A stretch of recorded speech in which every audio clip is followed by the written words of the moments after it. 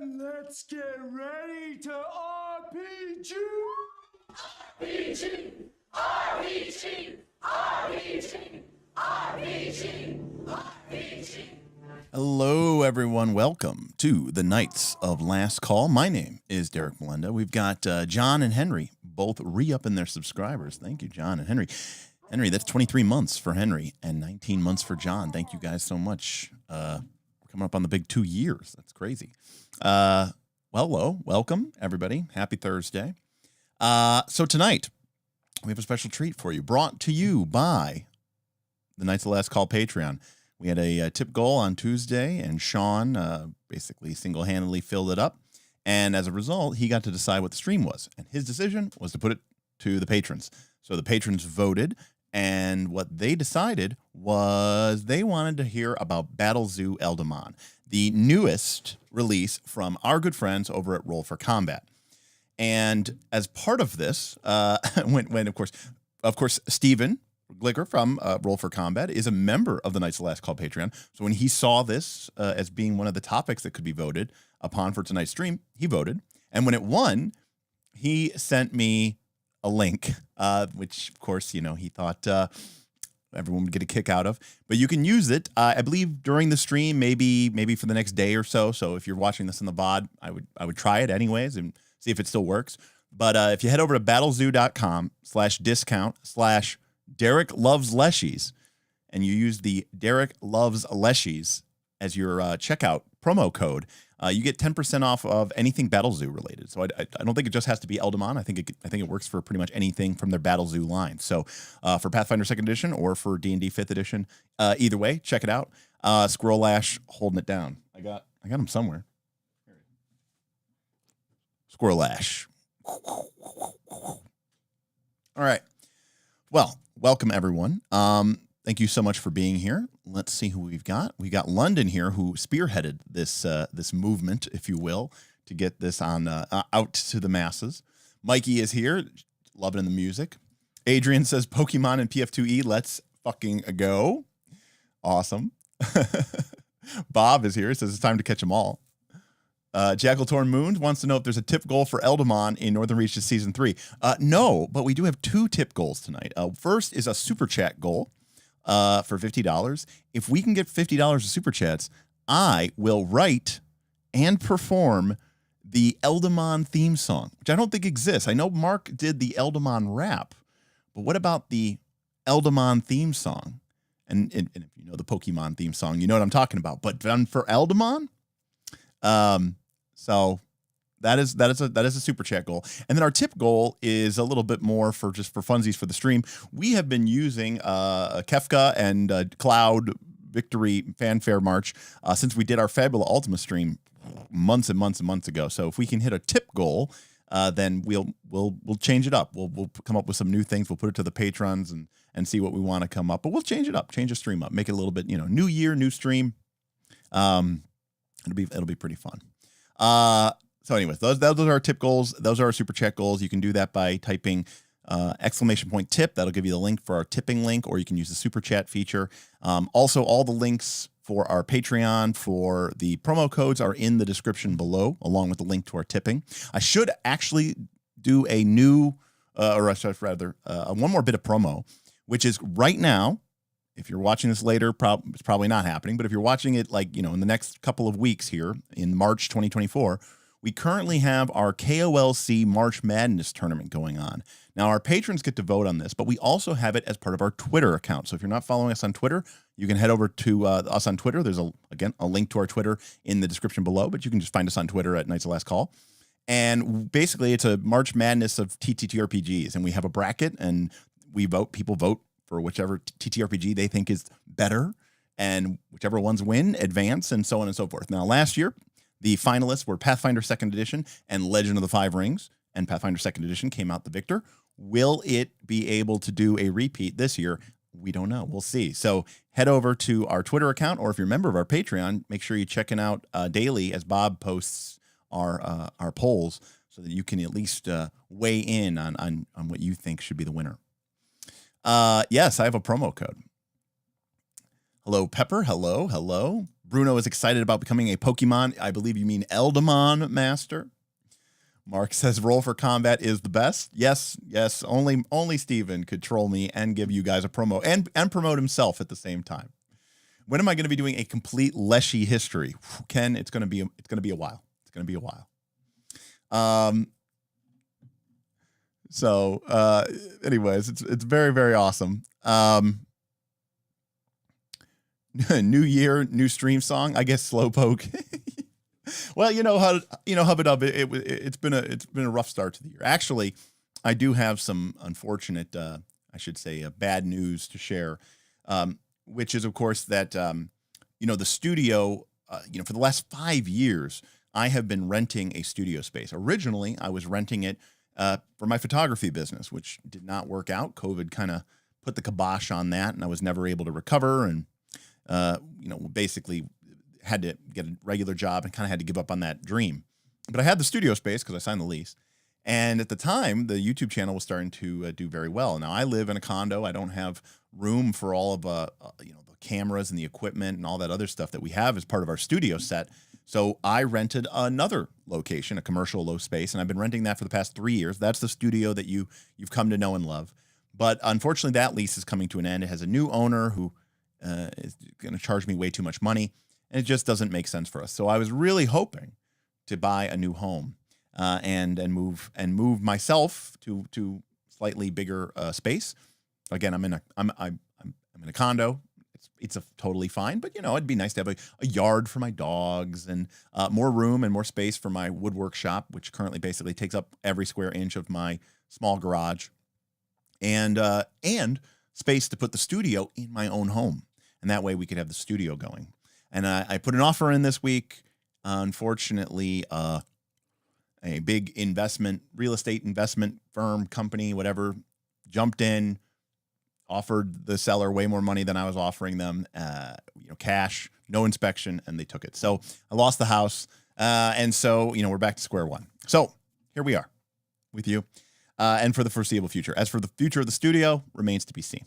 We're probably going to do our nights in exile at some point. So we'll see where we're going.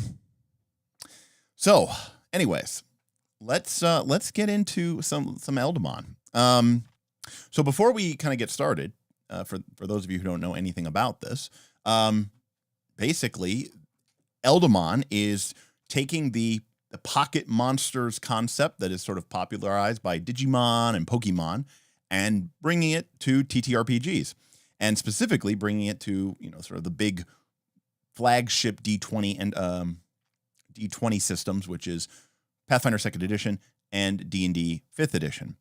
And as a result of this, some of the tropes that are present in those sort of genres are pretty much well represented here. So what we're going to do tonight is, I've been asked not to just like show you every single page of the PDF and go block by block and, do all sorts of ratings, but I do want to walk through with it. I mean, I've only skimmed this PDF, but I do want to get a feel with you for what this book has to offer, because it is rather large and it's a very interesting and unique system that Mark over at Roll for Combat has created, because it basically is 2 new classes.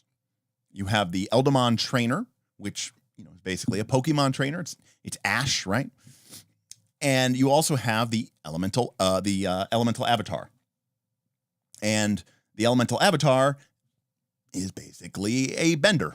So you're taking sort of 2 beloved children's animated shows, right? Avatar and Pokemon, and you kind of get both of them in one book. And what's really neat about it is they figured out a way to sort of use the same set of powers, and you can either basically kind of get it as a pet class, which is the Eldamon Trainer, or you can get it, you don't have to go through the process of the summoning the Eldamon. Instead, it's inside of you the whole time. And so, it kind of lets you have all the fun and the powers of it without having to like worry about all like the pet management. So yeah, so I thought that we could, walk through this and kind of talk a look at. If people have questions, I'm happy to, answer them as best as I can, or we can go and look it up in the PDF and learn together. But by and large, we're just going to kind of explore the space and take a look. In particular, I do want to take a look. We're not going to go through all the feats, but I do want to take a look at the sort of core mechanics for how Eldamon work. And I want to look at the two classes, the Eldamon Trainer and the Elemental Avatar. And again, we're not going to go through every single feat, but get a feel for the class and what they do. And then we'll also take a look at some of the elemental powers and the Eldamon themselves so that we can kind of get a notion for it. I think that sounds pretty good. Hopefully you all agree. And of course, remember, if you have any comments, thoughts, or questions, just leave a question in chat or throw a super chat in, and we'll try to answer it. So, Eldamon, right from the start, from this cover art, I got to say, I do love this sort of style that RFC is using. I don't know who this artist is, but I think it's kind of become one of their go-to artists. I think it feels like it. But it's nice. It's not too cartoony, but it's also not like super cartoony. It's a nice mix, and I think it works really well for the Eldamon theme or concept. So I like it really well. But you can see here. I mean, look, it's like a Pokemon battle, right? I mean, you're in the arena. You can hear that Smash Brothers song playing in the back of your mind, and there's even a score that's going on. So it's kind of leaning into those themes. But the good thing, the cool thing, is that Mark, when he designed this, understood that not everybody who wants to use this class or use these ideas or concepts wants to play Pokemon the RPG, right? Some of you want to be playing your, Agents of Edgewatch or your Curse of Strahd, and you want to have this character class be part of that. And Mark has done, I think, a lot of heavy lifting to make it easier for you to insert this into the game, which I think is very, very smart. Again, just as an example, by the way, we've talked about this a little bit, but here's our table of contents. So we've got an introductory area, 30 pages or so, 25 pages or so, where we talk about the world of Eldamon and how do Eldamon fit into the world, and what does it mean, and how can you use that in your campaign, which I think is really, really smart. And in particular, we're actually going to take a look at pages 10 and 11 because it's a quick start guide for players and a quick start guide for GMs to basically show you the ropes. Like, how does this whole thing, what's the gist of this system? If you want the quick summary, and I love that they put this in here. And then we talked about it before. There are two classes, the Eldamon Trainer and the Elemental Avatar. And, by and large, the classes don't look like they are that long because, there's, maybe, 15 pages for the Eldamon Trainer and, maybe a little bit more, 18 pages for the Elemental Avatar. But like a spellcaster, these classes have a lot of other powers which come later in the book. And that's where we get to the elemental powers. Now, in this initial release, there are, I believe, 20. 1, 2, 3, 4, 5, 6, 7, 8, 9, 10, 11, 12, 13, 14. Oh, I thought maybe there could be up to 20. I think that's what it is. And I think in this initial release, they only have like the first 13 or 14 powers. So, the themes of these things, and we'll get into this, but some of these elemental powers play and resolve very, very, very differently. And I think it's really, really neat. And we looked at some of this on RFC stream, but I think it's pretty cool. And then we have the actual Eldamon themselves, right? And these are, they've got the kind of Pokemon-esque name, like Squirrel Lash is the fire squirrel, and you've got Kitopaz, which is the crystalline earth cat Eldamon, right? So there's kind of this fun play on words, kind of punny way of putting together these names to create all these different, what are essentially pocket monsters. So got a little introduction here, and I thought this was really great here because there are this is an introduction written by Mark to this book. And I think this is really great. Okay, so it contains 13 elements out of an eventual 20. Okay, and over 300 elemental powers. And, he says there's a lot to take in here, which means it will take a little while to learn the new powers. They're simpler than learning how to manage spells and spellcasters, but chances are, unless you're a brand new player, you've already learned how to use and manage spells. So in Mark's mind, these classes represent sort of a middle ground between your, run-of-the-mill fighter, barbarian, rogue, right, which don't really have this list of powers, right? You have your feats and your weapons, and that's pretty much about it. versus spellcasters, where you can have these very elaborate, very large lists of spells, which might change very rapidly and over time. This represents sort of a middle ground. Mikey the Goat asks, are there any goat Pokemon? That's a great question. I don't know. Yes. Skippy, the life goat Eldamon. So there you go. I kind of wasn't expecting there to be one, but there will be one. You know what? For you, Mikey. Well, let's hop over here. Here he is. There's Skeppy, the life goat Eldamon. And of course, remember, just like any good pocket monster, Skeppy has his pet form, and then he has two sort of evolved forms, the battle form and then the evolved form, where he becomes Canoeman, the Uber goat. Pretty good. And of course, being you can see here that his element is life. So again, remember those are 13 elements in this core book, and each Eldamon pet is going to sort of reference one of those power sources, and that's how they're going to use their powers and abilities. All right. So, anyways, Mark here, is speaking to you and me as a gamer, which again I really like. He says, again, I like it when designers are telling you about how this game works. He says, in play, the elemental avatar class is easy to use to great effect, and there are ways to make it even smoother. As a gameplay aid that's especially useful for younger players, I suggest putting the names of your available powers on cards. You can use them to keep track of your powers' availability, discarding them when they're used, and taking them back after you refresh them. Now, we talked a little bit about this before, but there's an element here of kind of Magic the Gathering-esque, right? We're used to either having abilities that you can use over and over and over again, or they come from this limited resource, which is to say your spell slots.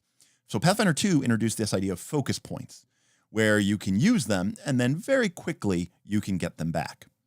What Mark chose to do in this game is to have powers that you can use once. Okay? But like a game of Magic the Gathering or a board game, once you've used the power, it's sort of tapped or unused, it can't be used. But then there's an action you can take that can reload your hand, if you will, and untap all of your abilities so that you can use them again. It's kind of similar to the way that the Magus's Spell Strike works, except the Magus literally has Spell Strike on, Spell Strike off, and then they have something that they can use to sort of reload the Spell Strike ability. That kind of core mechanic is how all of these Eldamon powers, or at least for the Elemental Avatar, work. And so again, really interesting here, and he just lays out how the game works. He's talking about how they're focused blasters. He's talking about their damage potential. It's a gamer speaking to a gamer, and I really appreciate that. So we're not going to go through too much of this, but there's a big if you really want to know how to incorporate these into your game, there's a whole section here about what is Eldamon and how they work. And the basic gist of the idea here is that Eldamon are these elemental spirits that are sort of as old as the world itself, and they sort of live in and out of everything. There's a very Kami no Michi kind of feel to it. It's this, kind of the Japanese Shinto beliefs where, these spirits, these Kami sort of live in everything and everyone. And the idea is that these Eldamon can be sort of coaxed from the ether and potentially inhabit a person, which would make you an elemental avatar, or you can bring them forth from their sort of immaterium world into the real world where they can help you out. And that's what the Eldamon trainer does. So they don't go into Pokeballs, but the basic concept is the same. And again, here's where this is where the rubber meets the road and where the book becomes very helpful. This is a quick start guide, and it tells you basically like, hey, if you're building a character, this is some things to look at. Talking about that the air, death, fire, and mind are all easier elements to use. And so potentially, if you're looking to start off a class, you might want to, use something a little bit easier because some of the other elements might be a little bit tougher. So there's a whole section here about Eldamon, about how the GM can, incorporate Eldamon into their existing campaign. Mark is very good about basically saying not everybody wants their entire campaign to become about Eldamon. And we learn about how, again, Eldamon can be extraplanar beings. They can phase in and phase out.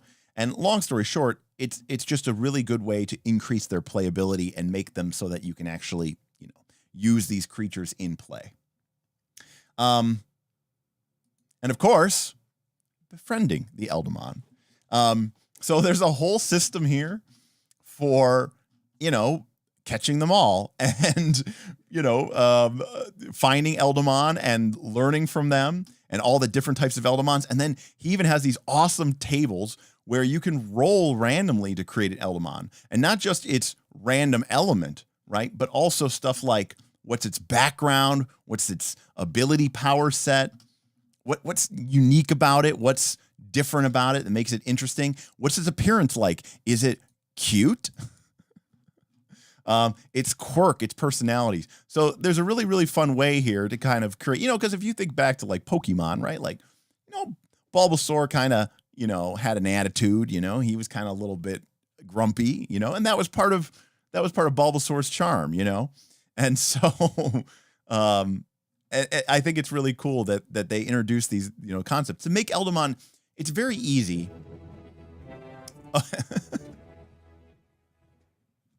Oh, thank you, London. Tipped $10 to the theme song fund. Smile. To the theme song fund. Yes, if we get $10 more or $40 more, I will compose and perform the Eldamon theme song. So, London was doing a tip there, but he wanted it for the fun. So I'm going to swap it over here just so we can keep our stuff straight. But I appreciate that you did that. 0, 10. All right. Bloop, there we go. Yeah, I mean, Ken, you're talking about the page borders being great. I just love the art in this. I think that they did a great job with the art direction. Again, I love this kind of realistic cartoon style. I think it looks really, really well for the theme that they're going for. And just, art's oozing off of all the pages, and it's got just all the different elemental avatars. And, I thought Rage of Elements did a good job with their page borders as well. So they absolutely did a great job here as well. What I think is interesting about them sort of introducing the Eldamon is it's very easy. I could see myself. I could see a lot of people, just to sort of make Eldamon into just another feat. Right. And, I'm not saying that people do this, but it's like, when you're a summoner or something in Pathfinder 2, at a certain point, it just becomes an extension of you. It's not like it's a real thing. It's just a feat. It's just a collection of feats. And so, Canuman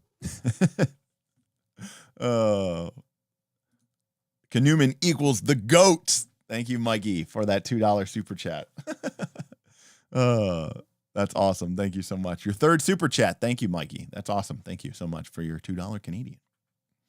Yeah, we'll look at the life goat. We'll look at the life goat, and maybe that'll be on our list. But what I was saying was that I like that they're trying to make these Eldamon more than just faceless power bundles or, feat bundles. They're trying to make them feel like they're real companions, like Pikachu was Pikachu, right? Squirtle was Squirtle, Bulbasaur was Bulbasaur, right? Charmander was Charmander. And so there's this personality that goes with it. And I like that they're trying to make sure that stays part of the game. Because I think if you're interested in this, part of the fun of this is that idea of having the little pets and having and that sort of interaction and that communication with them. All right, so here's our Eldamon trainer.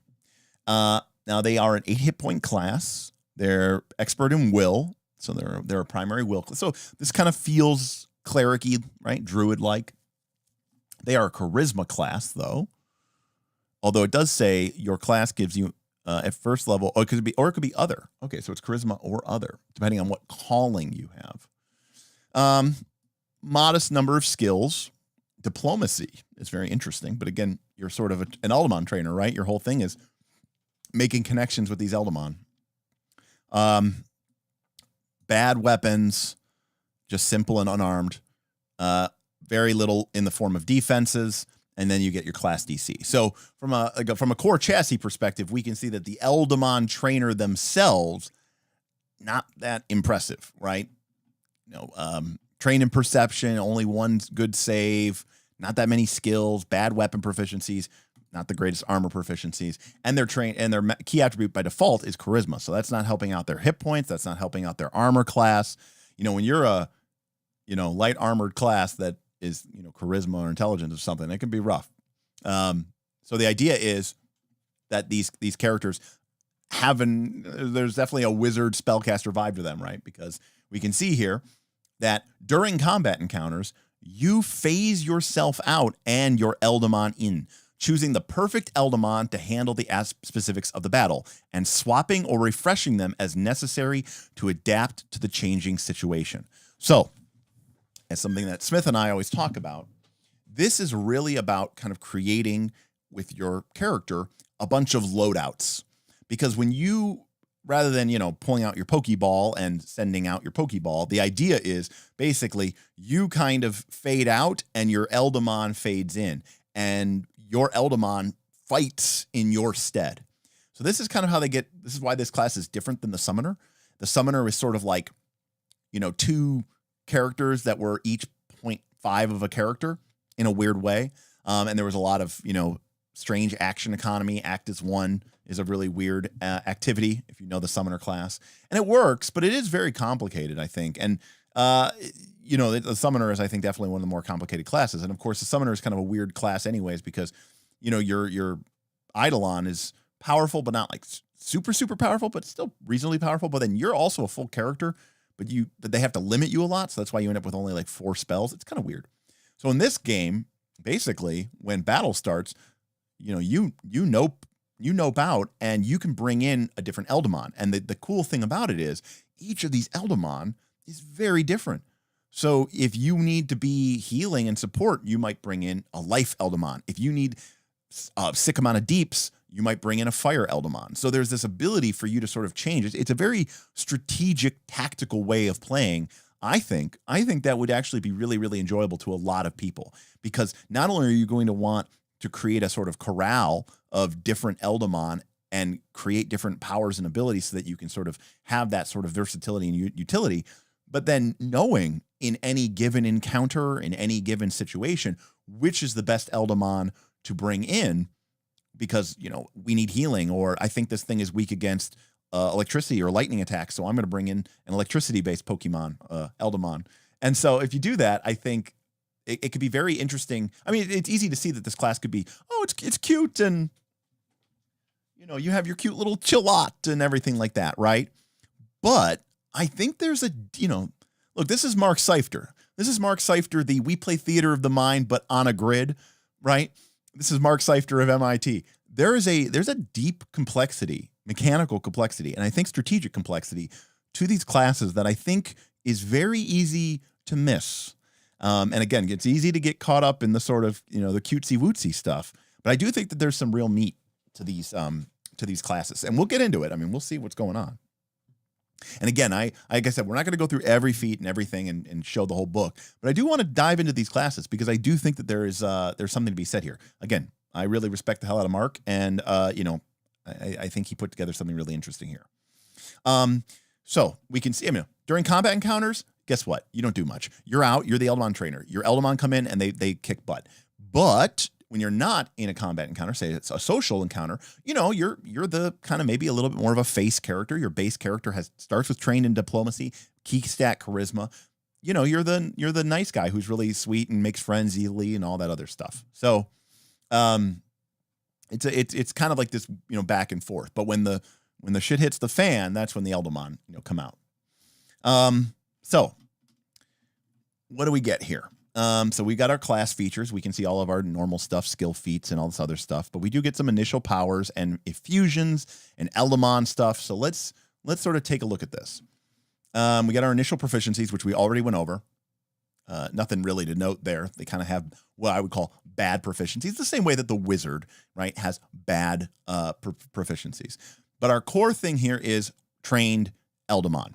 You have a deep metaphysical link to Eldamon, deeper metaphysical link to Eldamon than others, allowing you to connect with them on a deeper level.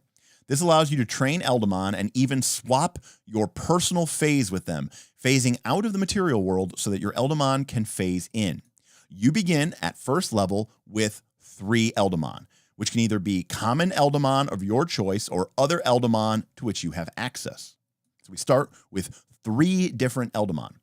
You can befriend additional Eldamon as normal. See page 28 for more details on befriending an Eldamon. Each day during your daily preparations, choose a number of Eldamon equal to 3 or your key attribute modifier, whichever is less. You spend extra time with those Eldamon preparing to swap your phase with them throughout the day. So this is where we immediately get into sort of the strategic and tactical level. Yes, and this is very smart. And actually, this is something that Smith and I have both kind of come from separate directions for Northern Reaches, our PF2 mega campaign from the last couple of seasons, and some of the things that we want to change. So the idea here is you can build up a stable of Eldamon, right? You can build out, well, I've got Chillot, and I've got Squirrel Lash, and I've got Botu, and I've got, Kitopaz. And it's fun, right? Because you want to catch them all. But obviously that creates a problem, right? Because finding Eldamon and befriending Eldamon is diegetic, right? You're doing it in the fiction. You're doing it in the game. And so suddenly somebody finds a bunch of Eldamon, and what, now they've got 20 different Eldamon that they can choose from? No. They have 20 different Eldamon that they can choose from as part of their prep for the day. And then they get to pick 3, more or less. It's usually going to be 3, which means that you might have 10 different Eldamon, but that day you have to decide which 3 are the 3 that you can phase in and out with. So there's this ability, once you build up a couple of Eldamon, to sort of customize your loadout for the day, just like a wizard spellcaster would, right? And then once those Eldamon are locked and loaded in, now, unlike a wizard, who has access to all of their spells at all times, as an Eldamon trainer, you have to pick and choose, especially during a combat situation, when to bring in the different Eldamon, because they are going to do different things, because they're going to have different elements. So your Eldamon gain levels alongside you as you train them up, increasing to match your level whenever you level up. So the Eldamon is really kind of like a separate character. It's unlikely to befriend an Eldamon of higher level than you, and even if you do, you can't share your phase with them. So basically, you can make a high-level Eldamon friend. It's kind of hard to do, but then you can't phase out with them. And again, this is a game balance thing. It's Pathfinder 2. Pathfinder 2 does care about game balance, so I can't, begrudge them. Oh, I befriended Mewtwo, and I'm going to bring him in for this battle. So due to your metaphysical connection to your Eldamon, when you've swapped your personal phase with them, you share multiple attack penalties and actions, though normally you can't even act. And I think that that's something that it's sort of, important. But you can use, hero points on their behalf. So for all intents and purposes, your character goes away and your Eldamon comes in and fights for you. So it's not like a summoner where you're going to be controlling 2 characters at once, more or less, most of the time. Most of the time. And so as a result, it's a little bit easier. I mean, I do think that the summoner can be pretty tough to handle. And of course, we also have this. Eldamon aren't the same as mortal creatures, as they don't die, even when it seems like they would be killed. An Eldamon that reaches 0 hit points doesn't become unconscious or dying. They just phase out as if they were phased in and become unresponsive. An Eldamon that takes any amount of damage recovers all their hit points after being phased out after an encounter, unless they were reduced to 0 hit points. If they were reduced to 0 hit points, they recover all of their hit points after being phased out after the encounter for at least a minute. If reduced by 0 hit points, they don't die, but it takes them longer, and so it takes an hour. Basically, after the battle, your Eldamon go into the material or in Materium world and basically heal up pretty much instantly, or maybe after a minute or 2, potentially at most an hour if they were like killed by an instant death effect. Long story short, it is a encounter resource. All right. So how do we do that? So we got phase Eldamon. All right. This is Eldamon. We get trainers. We get this, and this is our core ability. But and my initial reaction would be, this is horrible, but we'll see for something here really quick, which is phase Eldamon. It takes 2 actions. And the requirement is you and your Eldamon have not acted yet this turn. So this has got to be the first thing that you do on your turn. You switch your phase on the material plane with that of one of your Eldamon. Choose one of the 3 Eldamon that you have prepared, which must be adjacent to you or in your square, and must be your level or lower, and phase it fully onto the material plane. in its battle form or in its evolved battle form, if it's capable of taking that. In exchange, you become phased out. So while Eldamon can act freely in their natural phase, mortals were not designed to exist in such way, and while you are out of phase, you can't act. So what does this mean? It means when the battle starts, or during the course of the battle, we can spend 2 actions. Our character phases out and is essentially removed from play, and one of our Eldamon phases in, not in its pet form, but in its battle form, or potentially in its evolved battle form. Now, my initial reaction to that is, what a feat tax. I mean, our characters suck. We don't do anything. I mean, the Eldamon trainer has no proficiencies or anything like that. And that is why this ability ends with this special. This is because this is designed by smart people. During an encounter, you can phase Eldamon as a free action triggered at the start of your turn, as long as you started the encounter without an Eldamon phased in and haven't used phase Eldamon or incarnate Eldamon yet in the encounter. If you do, you can use the elemental effusion ability first. TLDR, you get to do this for free basically once per encounter, right? And that is very smart because you need to be able to do this. And your character needs to be able to have this ability to sort of, have an Eldamon out. And so what this ability lets us do is it lets us bring in our Eldamon. And again, it shares our initiative. It gains all of our actions. And there's some movement restrictions. So you can't like summon your Eldamon and send it across the planes of existence. Okay. And this phase shift lasts until our Eldamon uses phase Eldamon to sort of shift back, or until our Eldamon is reduced to 0 hit points. What ends up happening is if losing the if the Eldamon dies or goes to 0 hit points, we lose hit points equal to the Eldamon's missing hit points. So in other words, when if our Eldamon goes to if our Eldamon lost 20 hit points or 30 hit points, when we come back, we take the 20 or 30 hit points. So, it's not for free. It's not like, oh, you mean I get 3 health bars? I've got my character's health bar. I've got my Eldamon's health bar. When the first Eldamon drops, I'll bring in the second Eldamon and it'll fight for it. No. Again, the game is balanced. So, it's a mechanical way to allow you to have these different experiences and different feelings. But by and large, your character is going to sort of, share that hit point pool in that way. But you get to do it for free, basically, at the start of the fight, which is very, very smart. All right. And I'm just going to skip this tug conduit, but this basically lets you move a little bit while you're in the phased world.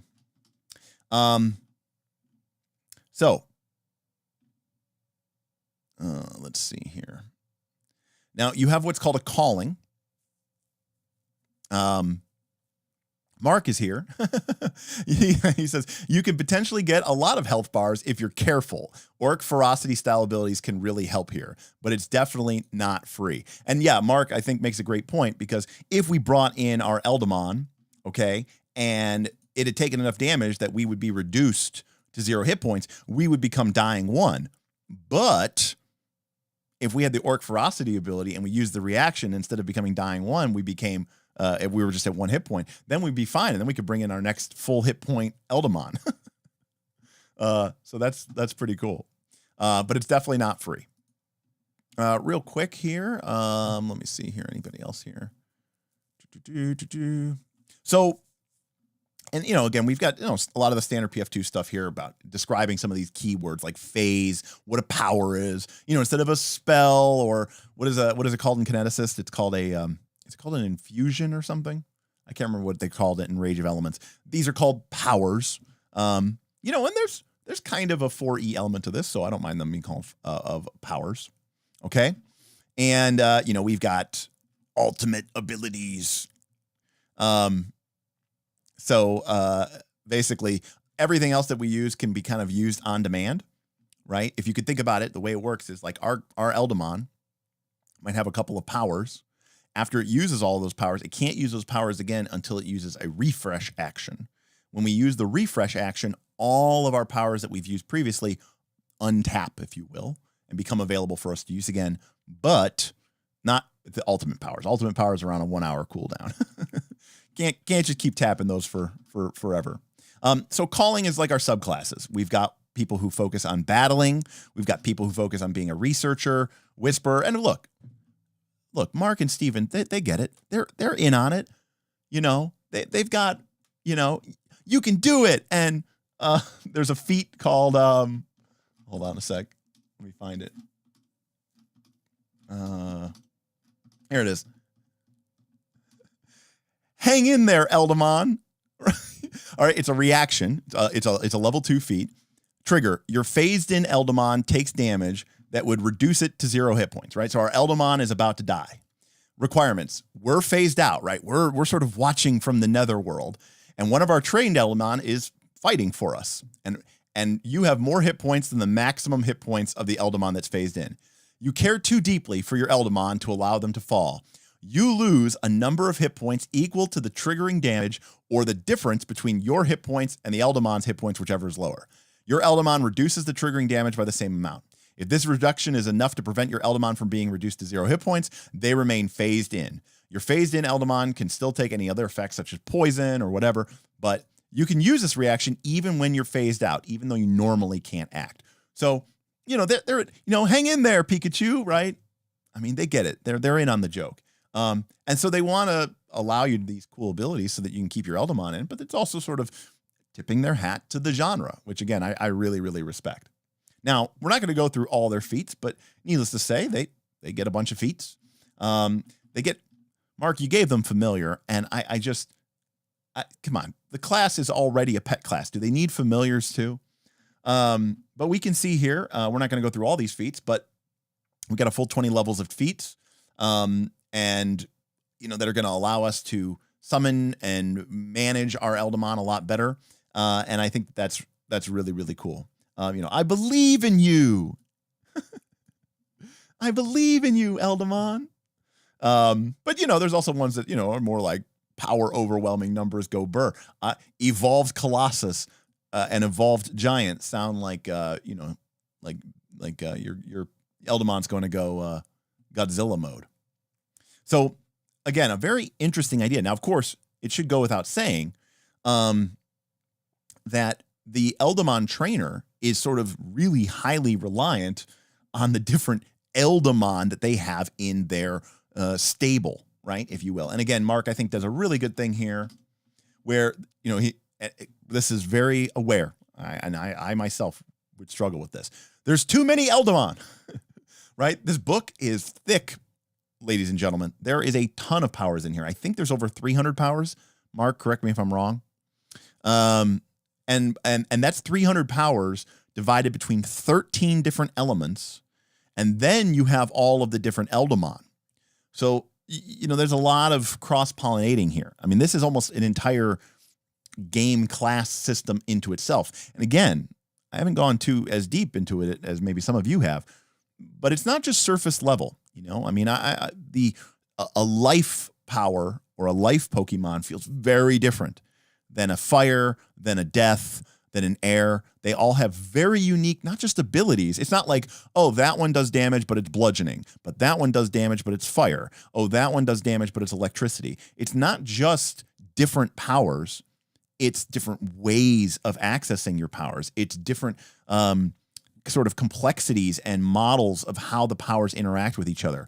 So it's almost like each of these power sets is its own class. So again, it's cute. It's, you know, Kitopaz might be really, really cute, but there's a lot of stuff at work here. And I mean, I'm not trying to encourage people, but I could see this being kind of a car op min-maxer's dream, because you're going to be able to sort of build up this stable of Eldamon. You're going to be able to prepare the 3 Eldamon that you think are going to be the most advantageous for you during the course of that day. You're going to be able to use and build each of these Eldamon, right, by taking powers that fit your style of play, that fit your group's style of play, that fit your certain mechanical needs or wants or desires out of a class. And then you have 3 of these that you can swap between, not just at the start of the fight for free, but even during the course of the fight if the needs and the demands of the encounter dictate so. So I think that's a very complex set of stuff. Mark says correct. 351 powers. That's a lot. So what did Mark say something about too many people? Oh, okay, I got it. Okay, too many people want the one that stays phased in and follows you not to do familiar. Okay, you know what? That makes total sense. I'm not putting myself in the mindset of the true believer. So Isaiah says mechanical depth, which, let's face it, if you're playing PF2 is something that you have interest in. Absolutely. Absolutely. So anyways, I like that they put this sidebar in here because they said, look, there's a lot of stuff going on here. And you know what? There's a lot of stuff to read. It can be very overwhelming. So what he does, boom. Here are 3. Remember, you start with 3. Here are 3 starting Eldamon, and they kind of give you, the sort of different, Squirrel Lash is fire. Boto is the water dolphin, and Lotus Sneck is like the grass one, right? So basically your classic, right? That's your Charmander, Bulbasaur, and Squirtle kind of combo, right? But, if you want something really simple, you can go with Squirrel Lash, Kidopaz, and Morpup. So again, I like that he gives you this, again, very sidebar to make this more usable.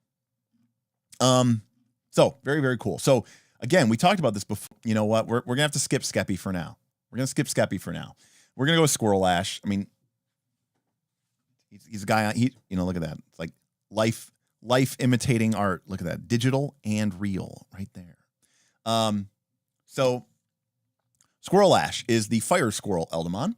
And again, there's, personality traits here. It's making it more than just a fireball, right? A fireball on demand. It's trying to give these creatures, these living beings, these sort of living beings, a personality. And again, remember, your Squirrel Lash, okay, which can upgrade, by the way, or I should say in its battle form, is Squirrel Ember, and then can go into Squirrel Lava in its evolved form, right? And by the way, in Squirrel Lava form, this thing is 10 feet long and weighs 700 pounds. It's a big squirrel. Here it's only a foot and weighs 11 pounds. A little Yorkie. Anyways, but we can see here that when you summon Squirrel Lash as an Eldamon trainer, you're going to have a new character sheet basically. They are going to have ability scores, and they're going to have different skills, and they're going to have speeds. And Eldamon really play a lot with the elemental types. I mean, that befits the genre and the theme, right? So there's a lot of resistances, and there's also a lot of weaknesses. And so you got to play very smart. If you bring in the right Eldamon for the right encounter, you are going to maybe crush it. And if you bring in the wrong Eldamon, or you don't have a good Eldamon for this situation, it could be pretty tough for you, because you might find yourself in a situation where you're like, I can't do as much damage, or I can't have as much effect, and I'm taking a bunch of extra damage, right? So I think this is really, really it's interesting gameplay. And I mean, I'll be the first to admit, sometimes when you're playing Pathfinder 2, you kind of get stuck in a rut, and you kind of keep doing the same thing over and over again. This encourages you to change it up, not just from session to session, but even from battle to battle. And I think that's really, really, really cool. So Squirrel Lash itself, and in its battle form, it gets all of these different abilities. And so, like for example, when you evolve Squirrel Lash, you have to help him perfect his collection. We didn't really get into evolution, but there's sort of, again, a diegetic element to this. And it's not just this. Using these powers isn't just the same as anything else. The Squirrel Ash can spread the flame and include additional squares in his flame AoEs. And if you evolve up, he gains his smoke tail ability. And if he remains in the same position without moving for 2 rounds, he becomes concealed. All right. So basically the smoke builds up around him and he becomes concealed. And we can see here, as you level up, your ability scores go up just like they would if you were a normal Pathfinder 2 character. But we can also see all of the different powers that you can choose from, right, as we level up and play through the game. So, when we go over to fire here, okay, we can see all of these different powers. And Mark, will have to remind me. I know that the elemental avatar, I think, gets maybe, I'm not quite sure how they refresh. I have to look that up. But Squirrel Lash, Squirrel Lash, Squirrel Lash. There's so many Pokemon. Eldamon. All right. So why can't I find Squirrel Lash? There it is, Squirrel Lash. So yeah, so at first level, we can pick Fan of Flames, Flame Whip, Retributive Burn, and Devour Flame. So basically, Fan of Flames, Flame Whip, Retributive Burn, Devour Flame. So here we go. Fan of Flames, Flame Whip,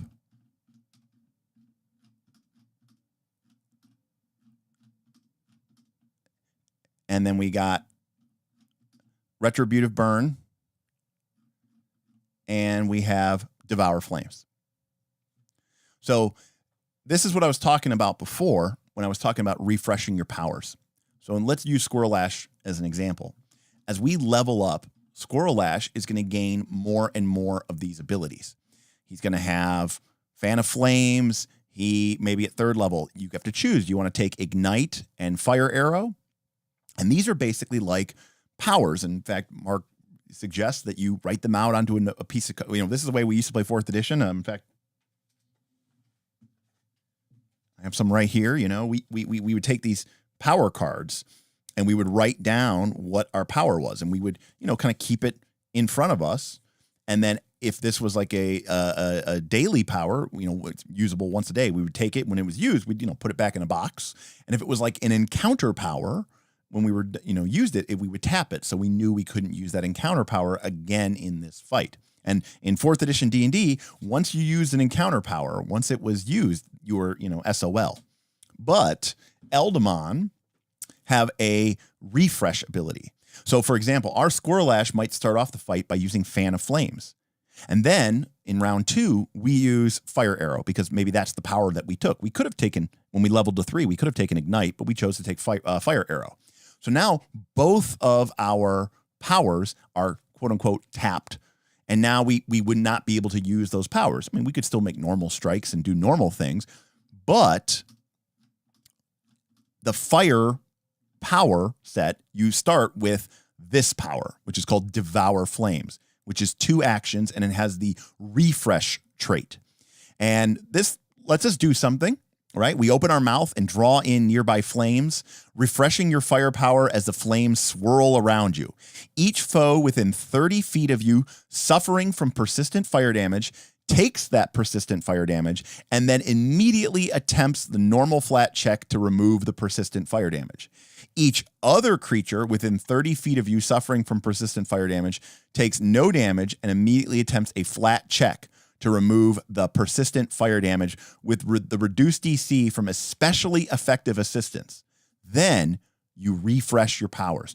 So basically, our little squirrel guy goes right and sucks in all of the fire around us. If it's your allies that are on fire, you actually get a chance to put them out and they don't take any extra damage. And if it's only enemies, well, then you do some damage to them because, you're sort of initially stoking the flames, and then they get a chance to shake it off too because you have to devour the flame. But then when you do this, it could be a benefit, or it could be maybe it could be a drawback depending on what the combat situation is. But when you do this devour flames, all of your powers except for ultimate ones will become untapped and ready to go again.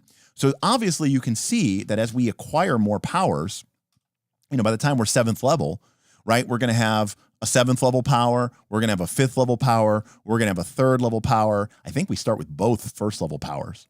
So we're going to have like 5 or 6 powers. So there's a temptation to want to go, okay, well, I'm going to use my power, and then I'll refresh to get all of them back. But sometimes you may really want to be able to, you may really need to throw out another flamethrower, right? And you already used flamethrower in round 1. And then in round 2, you used Ignite. And technically, you still have your Fan of Flames and Flame Whip ability, but you need that. You want to be able to throw out a flamethrower again or whatever. So you choose to refresh. The other thing, which again, I talked about this on RFC stream, which I think is so smart. one of the things that one of our top videos that we've done for Pathfinder 2nd Edition was called the 3-action economy. In fact, our friends over at Deadly D8 even did like an animation of it. And the fact of the matter is, and we did combat and tactics videos that talked about the importance of the reaction. And the truth is, Pathfinder 2nd Edition is not a 3-action economy game. It's a 4-action economy. And the reaction can be just as powerful, sometimes even more powerful than a normal action. For example, reactions don't have multiple attack penalty. So, oftentimes being able to make an attack as a reaction is better than making an attack as an action. So the best characters and the most efficient characters, and what I argue, the most fun characters, are characters who have a good set of reactions. At least one, ideally 2 or 3. Because I'm going to tell you something as a GM, as a player, if you do not have a reaction, there's plenty of classes in Pathfinder 2 that just don't have a reaction at all. Very few actually start with one. Fighter is one of them. But a lot of classes might not, they might get it offered as a feat later on. Maybe they never take that feat. Long story short, they don't have a reaction available to them. So as that player, once my turn is over, I really am done. And it's very easy for me to start checking out and, looking around and maybe get distracted and not really pay attention, because it's through no fault of my own to a certain extent. I mean, yes, I could be more respectful and be a decent human being, which I should be. But the fact of the matter is there's nothing I can do anymore. I'm out. I'm done. Whereas if you have a reaction or 2, this is going to keep you more engaged, because you're going to be watching the battle. You're going to be watching your friend's turn. You're going to be watching the enemy's turn to see if the opportunity to use your reaction comes up, which I think is really, really exciting. And it keeps you more engaged on those longer rounds between your turn. Well, Mark made sure that every elemental power set, fire, life, mind, death, all of them, they all start with a reactive power. You don't have to take it, you start with it. Okay. And you can take, there's more one. If you want more reactions, you can take more reactions. You can take Puff of Smoke at level 5. You can take Stoke the Embers at level 11, but all of them start with the level 1 reactive power. So that means that all Eldamon have a reaction from the very beginning of the game, just like a fighter has a reactive strike, formerly known as attack of opportunity. And I think that is fabulous game design. I just think that is fabulous, because I think that keeps people engaged, and I think that keeps people having a lot of fun.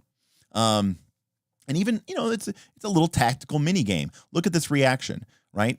If an enemy hits you with an attack, okay, adjacent to you, or a creature hits you with a melee unarmed strike, if you set them ablaze, they take persistent fire damage equal to your level +1 with a basic reflex save. So you basically light them on fire. And obviously, if they're already taking persistent fire damage, maybe you don't want to use the reaction, or maybe you want to set yourself in a situation where, you don't want to use this yet, because that next round you're going to be devouring flames, or maybe you do want to use it and then you'll devour flames, so they'll get hit with it right away. There's a fun meta game to sort of figuring out how to use all of these different powers. And keep in mind, the fire ability itself. When your foes are covered in fire, you can push them fire to burn more. Whenever a fire power or surge deals persistent fire damage to a creature that already has equal or more persistent fire damage, you instead deal fire damage equal to the new persistent fire damage. So even if the creature was on fire, because you have this fire ability, you get to do damage to them anyways. So, and by the way, folks, this is just one Eldamon. So you have your Eldamon trainer who's going to have class feats at levels 1, 2, 4, 6, 8, 10, 12, the whole shebang. But then you are also going to start the game with 3. But, it's collect them all, right? Catch them all. It's encouraged. You're going to end up with more of these. I think it's going to depend on your campaign. But this is just one of your builds, right? So you're going to be, when you level up, you get to, you're not picking, you get to pick a power for your Squirrel Lash. You get to pick a power for your Kitopaz. You get to pick a power for your Boto. So, there's a lot of crunch here. There's a lot of stuff going on. And so I think it's I think it's really great. I think this is really, really, really smart. Now, again, as the Eldamon trainer, you are accessing all of these fire powers, okay, through the various fire Eldamon. We've looked at Squirrel Lash, but there's also Bekindle. Now, Bekindle is uncommon. You couldn't start with Bekindle, but this is the Fire Elephant Eldamon, okay? Look at that. But remember, each of these Eldamon have slightly different builds. They have slightly different feels. They have slightly different... Oh, Mark, you know, I thought I was going to get away with it, Mark. I was like, there's no way that this is going to actually get filled. Well, thanks to the super chats from London and from Mark and from from London and from Mark and from Mikey. I am going to be adapting the Pokemon theme song to Eldamon as best as I can and do my best job. Now, of course, now let me be clear here. I'm not doing this tonight. I'm actually going to take my time and I'm actually going to make a cut. I'm going to do a release. I'm going to drop an album. Okay. I'm going to drop a single. So we'll, if you're a patron, maybe you'll get a sneak preview of this, but I will do this because I didn't think there was a chance in hell though this would actually fill, but here we go. Thank you, Mark, for that. All right. Well, anyways, so Bekindle has access to the fire power type too. So just like Squirrel Lash had access to the power type, Bekindle does as well. But Bekindle is an elephant, not a squirrel. And so Bekindle has unique abilities and unique powers that are unique to this creature. For example, it has this unyielding elephant ability, which makes it, you know, difficult to knock it prone. And, you know, it has this retributive eruption because it's got a big fucking volcano on its back, right? So if it evolves into, you know, the volcamoth form, then it can basically, whenever you hit it, it can explode. So again, remember, you're talking about combining different fires type creatures, each of which have slightly different powers, slightly different abilities, slightly different, you know, traits. And then you're also customizing it through each of these powers. Sean says, holy crap, it's a burning mammoth. Yeah, can we get burning mammoths in chat, by the way, for Lavamoth or for Lavamoth? I don't know how to pronounce it. Fire. Here we go. Bekindle. Big Daddy Volcamoth.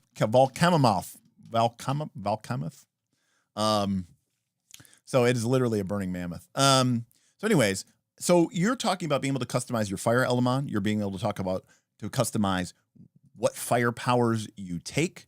So that's one of your Eldamon. And you're able to do this for all of your Eldamon. So it is a tremendous amount of versatility. So let's kind of just take a look real quick here at what do we get? What are we starting with here? So Fan of Flames starts with, our fire characters start with Fan of Flames and Flame Whip as our two powers. Mark says, I absolutely chose an avatar of the burning mammoth in Quest for the Frozen Flames. I'm playing it in an active group. That's so awesome. Mikey says, and this is for 5e2. Yes. Now, I haven't, Steven did send me the 5e version. I have not cracked it open. I have not taken a look at it, Mikey. But they, you know, BattleZoo has done this in the past with their bestiary. In fact, that's how we kind of met Roll for Combat, is we did a review of their BattleZoo bestiary, and we really liked it. And I don't usually like monster manuals or bestiaries. But Aaron, our channel co-host, who at the time was running some 5e, looked at the 5e version of the bestiary, and he actually liked it more than the PF2 version. So, you know, RFC knows how to play both sides of the fence here, you know? And so I imagine their 5e one is just as good, if not maybe better. So again, a lot of really, really cool. So a lot of really cool options. So we start with Fan of Flames, which is 2 actions. And we call forth a Fan of Flames, blazing through nearby foes and spreading. I'm using this as an example because I know the kind of audience that I have, and I want you to appreciate what I am appreciating. Okay. So Fan of Flames is 2 actions. It creates a Fan of Flames. It deals 1d6 fire damage plus 1d6 fire damage for each level that you have to all creatures within a 15-foot cone with a basic reflex save. So bear line, what are we looking at here? That's correct. We're looking at Burning Hands, okay, or whatever it's called now in the remaster. Burning Hands is a first level spell. It has a 15-foot AoE cone. It is 2 actions, and it deals 2d6 points of damage at rank 1. And it scales to 4d6 points of damage at rank 2 and 6d6 points of damage at rank 3 as you continue to heighten the power. This, okay, scales automatically, but also note that it's 1d6 plus d6 for each level. So when your character is level 2, okay, and you're casting Burning Hands with your wizard or your sorcerer, it's still dealing 2d6 damage. But the Fan of Flames is going to do 3d6 damage because it's 1d6 per level plus a d6. So number one, it scales better and scales smoother, but also more important than that, it's more intuitive. Yes, every time I gain a level, I do an additional d6. That just feels right and it feels intuitive. But that's not where the rubber meets the road, people. This is a little bit more interesting than just, boom, I do fire damage. You know, I mean, I get it. That's simple. Burning Hands has been around since the beginning of the game. But, you know, the tech has advanced, okay? We can do more with this. In addition to doing damage, which scales very nicely and cleanly, if any creatures in the cone are taking persistent fire damage from your fire powers, say maybe our reaction, which we looked at earlier, which if somebody hits us, we can set them on fire.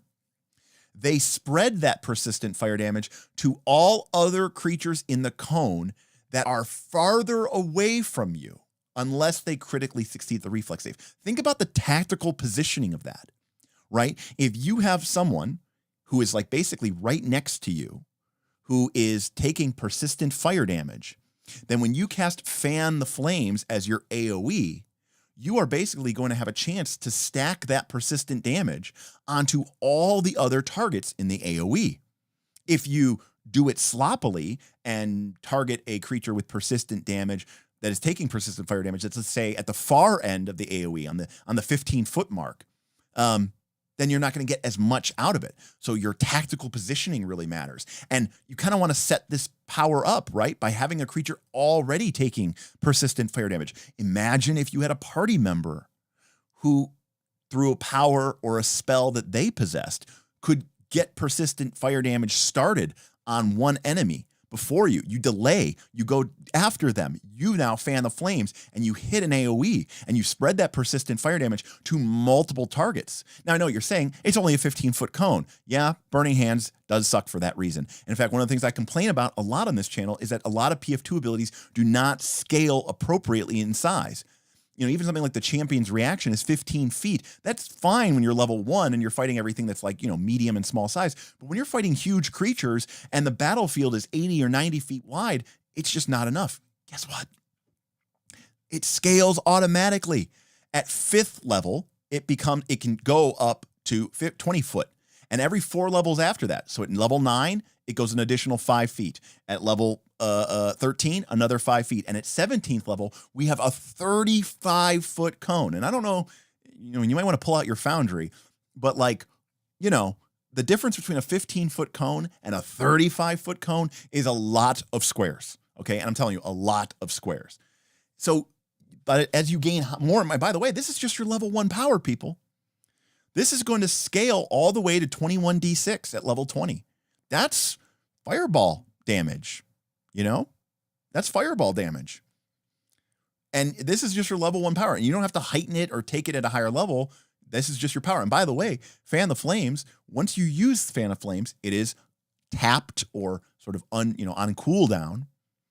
If you later use your refresh power, okay, you get Fan of Flames back.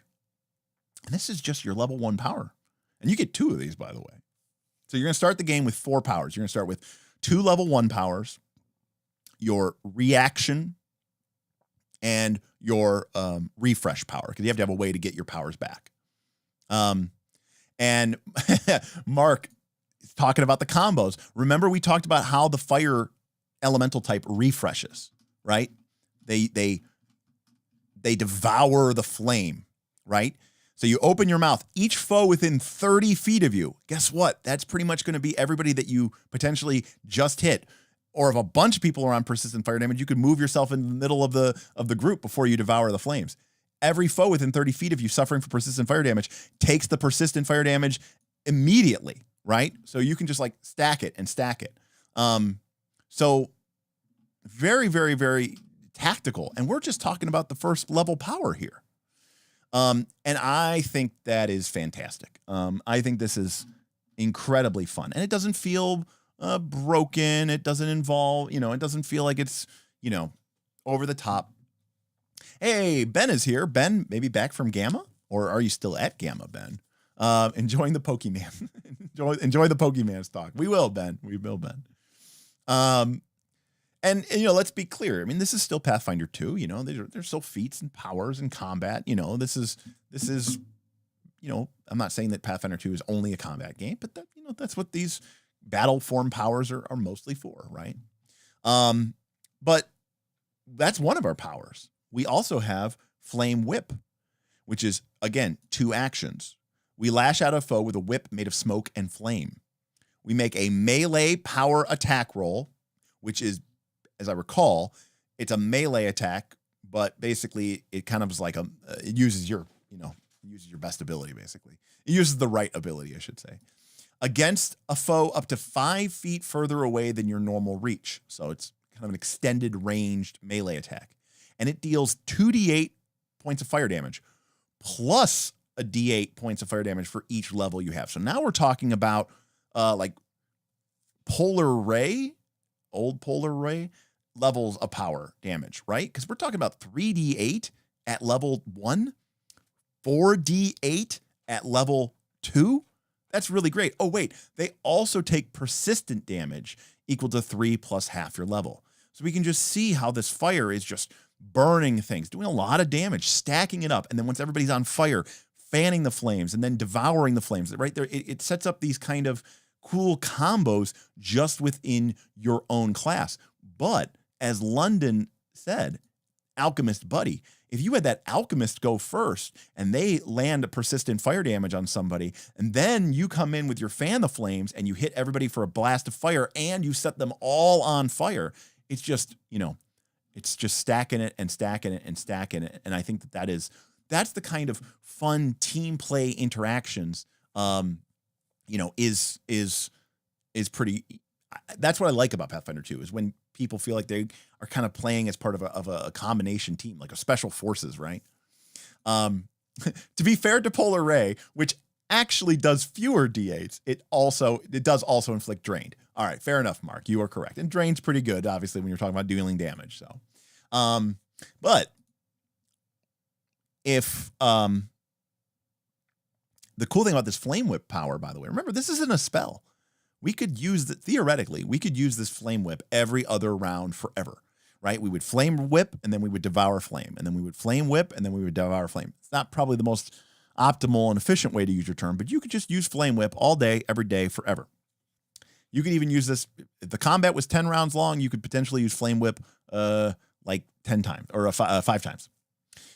If you hit, you do damage and persistent damage. If you crit, you do double damage and persistent damage. But look, even if you miss, you don't deal any fire damage, but you deal half as much persistent damage. You still light them on fire. Only on a critical failure do you accomplish nothing.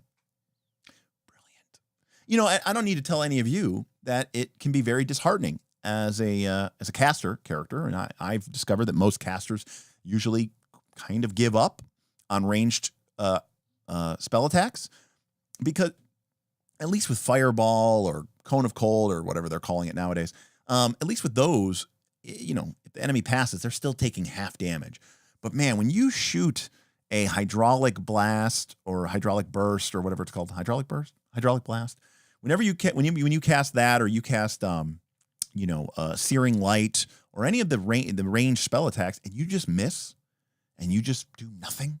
You lost one of your spell slots for the entire day and you did nothing. That's pretty brutal. Now, I know True Strike exists and Shadow Signet exists, and I'm aware of how the game works, but it is still not, in my opinion, the best experience. And I have seen that most casters, as time goes on, tend to, avoid those. The exception being Matt Holloway in our Rise of the Runelords campaign, because he was playing Burl, a sorcerer, elemental sorcerer, but we were playing with the old school Derek hero points, where a hero point could be used to upgrade a degree of success. So a miss could become a hit, but better yet, a hit could become a critical hit for the expenditure of a hero point. So ranged spell attacks were a little bit more useful in that particular campaign because of that house rule. So this is our Squirrel Lash. They have Fan the Flames, which we just talked about. They have Flame Whip, which we just talked about. They have this reactive power, the retributive burn, again, dealing more persistent damage, getting a lot of people on fire. And then they have their Stoke, the Devour Flames, which allows them to reset all their powers. And that is our level 1 Squirrel Lash. And we still have 2 more Eldamon to build and make. And we are going to end up with, a stable of Eldamon with all sorts of different powers and abilities. And I just think it's freaking really cool, And, we didn't even touch on the fact that the elemental type that you get for some of the other things can also give you additional abilities as well. So without getting too much into the details of it, we've been talking about the Eldamon Trainer. Well, if that's not your cup of tea, there's also the Elemental Avatar, okay? And the Elemental Avatar is basically, it's you, but you're a little bit better. You're not just, you're like more like a kind of a monk type character, right? 8 hit points. All right, not as much as a monk, but expert in perception, expert in fort, expert in will, trained in a bunch of stuff. You have these elemental powers, and what an Elemental Avatar does, instead of Squirrel Lash having the fire powers, you bring that elemental spirit of fire into your soul, and you bind with it. And so instead of your, having all these different Eldamon, you instead, you summon, and you don't summon Eldamon. You are the source of the fire. You are the source of all those abilities. And you're the one, lighting everybody on fire and burning everybody out. So this is why I said this is a really cool way, because not only do you have this entire laundry list of powers, but then you have 2 very different ways of accessing it. You can access it through the Eldamon Trainer and summon all these different Eldamon and create it, or you could basically be kind of, like a kineticist or a bender or whatever you want to call it, and have all those cool powers and abilities locked into you. And we didn't really get to this, but as you level up your your attunement with your abilities, and you start gaining more and more powers with your elemental masteries, okay, the powers within the fire, right? So if we were a fire elemental avatar, we might have Fan the Flames, Flame Whip, Fire Arrow, Burnout, Flamethrower, Explosion, Flame Rack, right? We're going to have all these really cool powers. But in addition, okay, as we gain Elemental Surge, Elemental Shield, okay, and we have different elemental avatar feats that we can take, we can also gain abilities kind of related to our fire. Like, for example, we can get Elemental Locomotion. You can shoot off a jet of flame from your body as a single action, which has the move trait to make a fire jump. This allows you to move in a straight line in any direction, even vertically, at a distance out to your land speed. If you end the movement somewhere that you can't support your weight, you take such as midair, you could take a single additional action that doesn't have the move trait, or use a single active firepower before falling. Okay? So, your character can basically rocket jump, right? You can kind of, avatar, when they would use the burst of flames to shoot around, because you have this firepower, all the way, by the way, at higher level, to literally having, you can shoot out jets of fire from your feet and your hands, and you can fly. Okay? So like, that you are literally Ozai, right? At that point, you are, or Azula, right? You're just burning through the sky and you're just like shooting flame out of your, hands and feet, and you're able to fly. And I mean, that is really freaking cool. I mean, it's fun, it's evocative, it's powerful. And again, all of this is us just talking about one of 13 different power sets. And this one, by the way, this one's the simple one. Fire, it's pretty simple.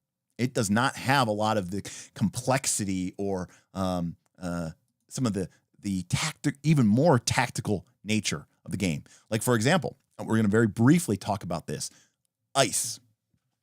Now, part of the reason I think this appeals to me so much is there's a lot of flavor here, but let's be clear. I think there's a lot of gamey elements to these powers, and it starts to kind of feel a little bit like, like an MMO or Gloomhaven or a board game, or like Magic the Gathering, where how you use your resources and building up different resources and accumulating different resources and then using them at the right time all becomes really important. So with the power of ice, we get this idea called ice accumulation. While normally the frozen condition isn't cumulative, and by the way, it introduces a new condition called frozen. While normally the frozen condition isn't cumulative, Ice Eldamon and Ice Elemental avatars can accumulate the frozen condition from their own powers to a maximum of 5 + 1 for every 4 levels they have, to a maximum of frozen 10 at level 20.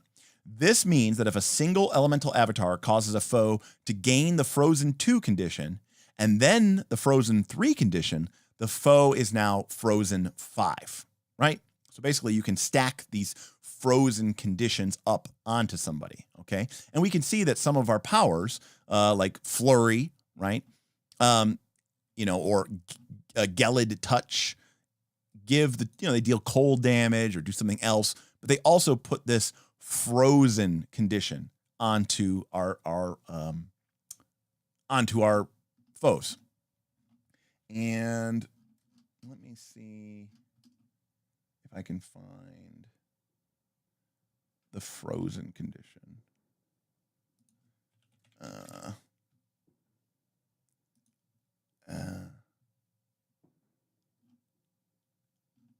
me see.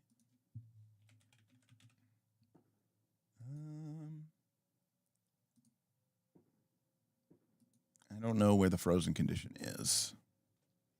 Mark, if you're here, where's the frozen condition? Oh, here it is. It's on the next page. All right. Okay. So frozen. The frozen value always has a value. Frozen condition always has a value. A frozen creature's body is slowly freezing over, right? So it's a very evocative, right? This is like, I don't know how to describe it, but like, this is like what I think a lot of people imagine that powers like this should be doing anyways. So it's this idea, right, that like somebody is becoming progressively more and more frozen. It's, just like when they started, basilisks and medusas used to just turn you to stone instantaneously. But by the time we get to like 4th edition and 5th edition and Pathfinder 2, it's like, right, it's that gradual conditioning, right? Like, oh, you start to turn to stone and you're slowed. And then your body bottom half turns to stone and you're immobilized. And then finally you become totally turned to stone and you become, a statue. So this is the same idea. A frozen creature's body is slowly freezing over, causing it to take a status penalty to its speeds equal to -5 feet times the frozen value. Remember, these things stack. So if you're frozen 4, you're moving at -20. Brutal. A frozen creature or an adjacent ally can spend an interact action to remove the ice, reducing the frozen condition by 4. And it's funny because I want to say it was called Frozen. Or no, it was called Frostbite. Last year for Northern Reaches Season 2, I made a mega raid for Valax, who was a really high-level white dragon who was a villainess from the first season, who came back for the second season. And as part of this raid, I made a new mechanic called Frostbite. And it basically worked very similarly, where Frostbite stacks would accumulate, and it did different effects.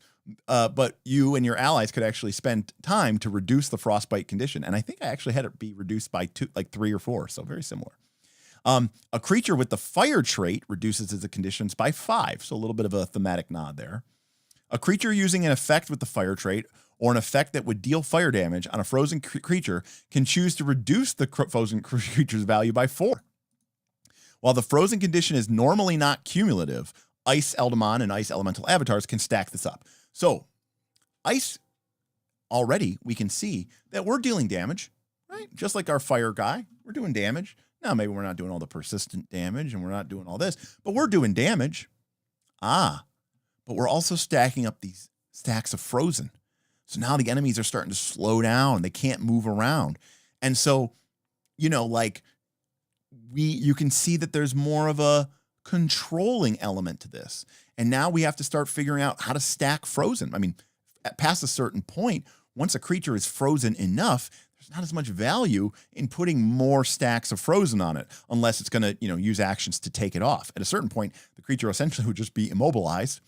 So you might want to spread your frozen condition out more to slow people down. But maybe there's just one foe that you really want to lock down. So you make sure that you keep hitting that foe every turn to keep frozen building and building and building to basically immobilize them. Very cool.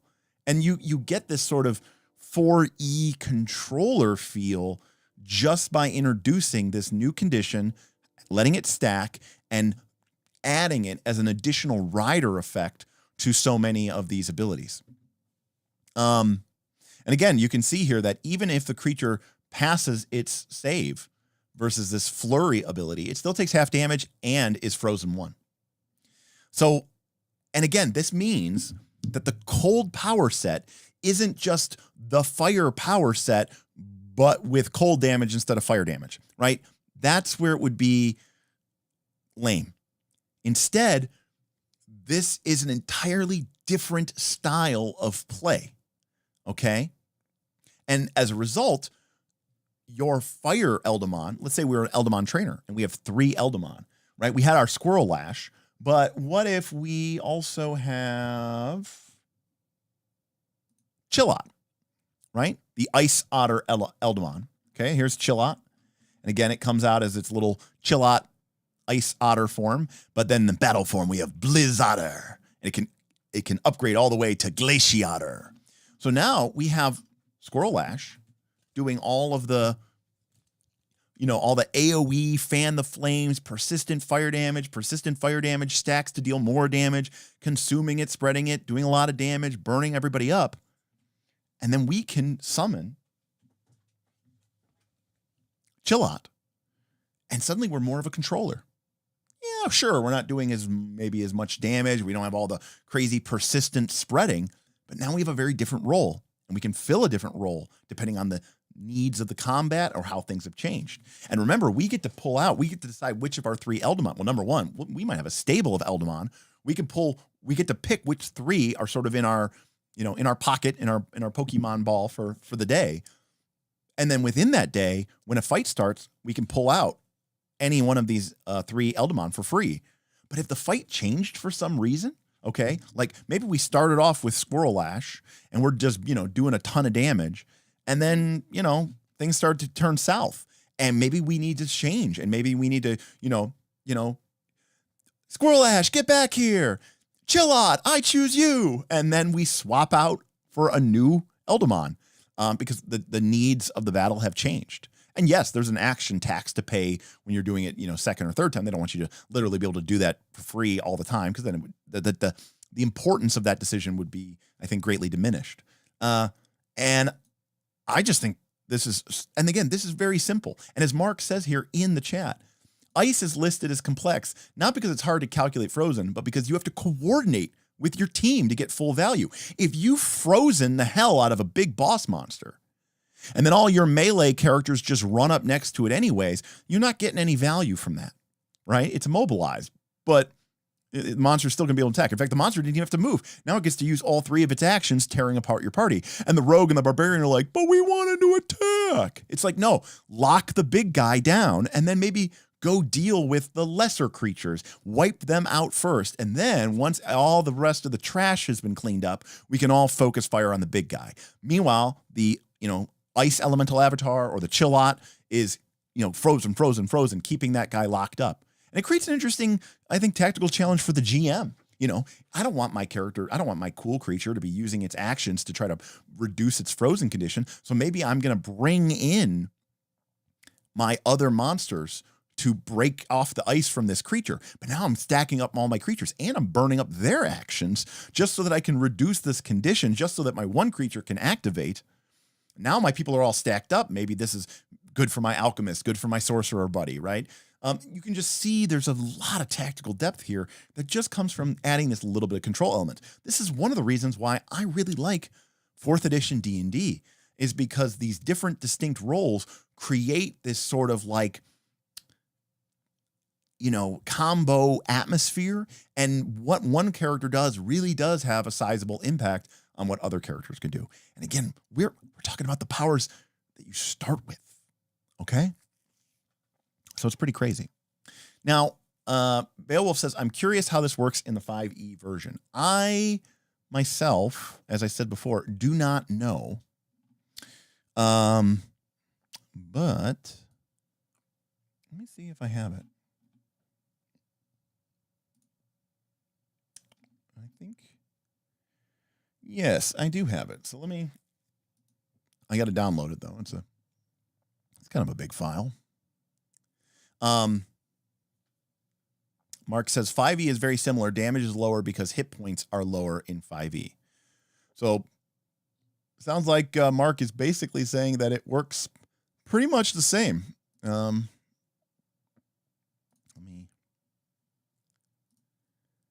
right, there we go. All right, so here is our 5e Eldamon, right? So let's go over to one that we really know really well, right? We know fire really well. Okay. So here's Fan the Flames, okay? Now this is the 5e version, okay? You call forth a fan of flames, blazing through nearby foes and spreading fires. Each creature in a 15-foot cone must make a dex saving throw. Different language, obviously, no reflex saving throw. Taking 1d8 fire damage plus 1d8 fire damage per power level on a failed save, or half as much on a successful one. If any target in the area is taking persistent fire damage, that persistent fire damage spreads to each target in the area that also failed its saving throw. Now, I am curious, Mark, since I have you here, why in PF2 is there this, what should I say, additional hurdle where they only spreads to creatures if they are further away from you, which again makes sense, right? You're fanning the flames. If the guy in front of you is on fire and I'm fanning the flames, then I also catch on fire. I'm curious why the 5e one does not have that component. Now, is it because PF2 is a more complicated game and a more complex game? And maybe there's an assumption that the PF2 player both wants and can handle more complexity, more tactical complexity in their game. I'm not saying 5e's for babies. I'm just saying that a lot of people in 5e might not want that much level of tactical detail, you know?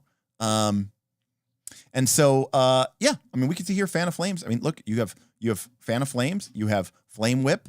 Those are our 2 level 1 powers. Flame Whip is the same thing. It's a single target attack. Obviously, the damage is a little bit different because it's 5e.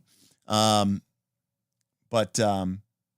know, and in a hit, you set it on fire. So the system basically works, it looks like in 5e, the same. I mean, it's going to use dexterity saving throw instead of reflex saving throw. And as Mark said, some of the damage values are going to be different because there's a different hit point scaling. But, you know, that is, I mean, this looks very similar to everything that we've seen from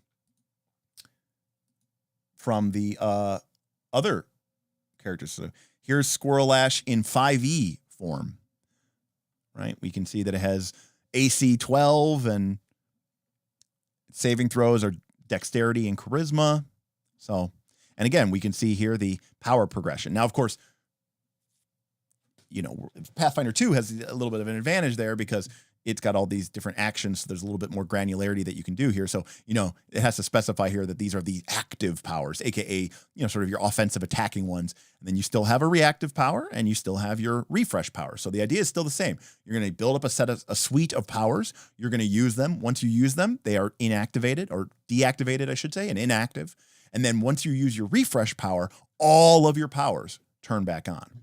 So it's like Spell Strike from the Magus, but if the Magus had more than just Spell Strike, right? Instead, the Magus had a list of these really cool powers. And there's that fun tactical challenge. You know, do I want to keep using powers and avoid refreshing? Because the refresh isn't as good as a full round using your cool powers. On the other hand, you might decide, nope, I need to take a turn off to reload my powers and then, you know, go from there. So I think it looks very similar to me. Mark says it's so faithful to conversion that people in our Discord sometimes don't realize that they have their own different version and they're discussing it. That's pretty funny. Don Pokey says, that is a beautiful piece of cover art. Smart on the artist to have the composition resemble what looking at a Pokemon battle looks like on a console. Absolutely. And we didn't really get into it a little bit. But there's a whole section in here on like Eldamon arena battles, and like, you know, the venues, the stakes, what is the rule set. So you can basically have your, like, you know, you have your 3 Eldamon, I have my 3 Eldamon, and we're going to battle. And then once all 3 Eldamon are taken out, I get your prize card. And, you know, if it's a GX, you lose 2, you know, I mean, it's basically, you know, Pokemon, the card game, or Pokemon, the video game. And, you know, there's a substitution rules, you know, because it's not like, this is more for like in the arena, right? It's not like D&D combat, you know, or Pathfinder 2 combat. So yeah, it's Eldamon League. I mean, that's kind of sick. And again, remember, one of the things that I really want to point out here, which I think is really important with these Eldamon, they all have a ton of resistances and weaknesses, right?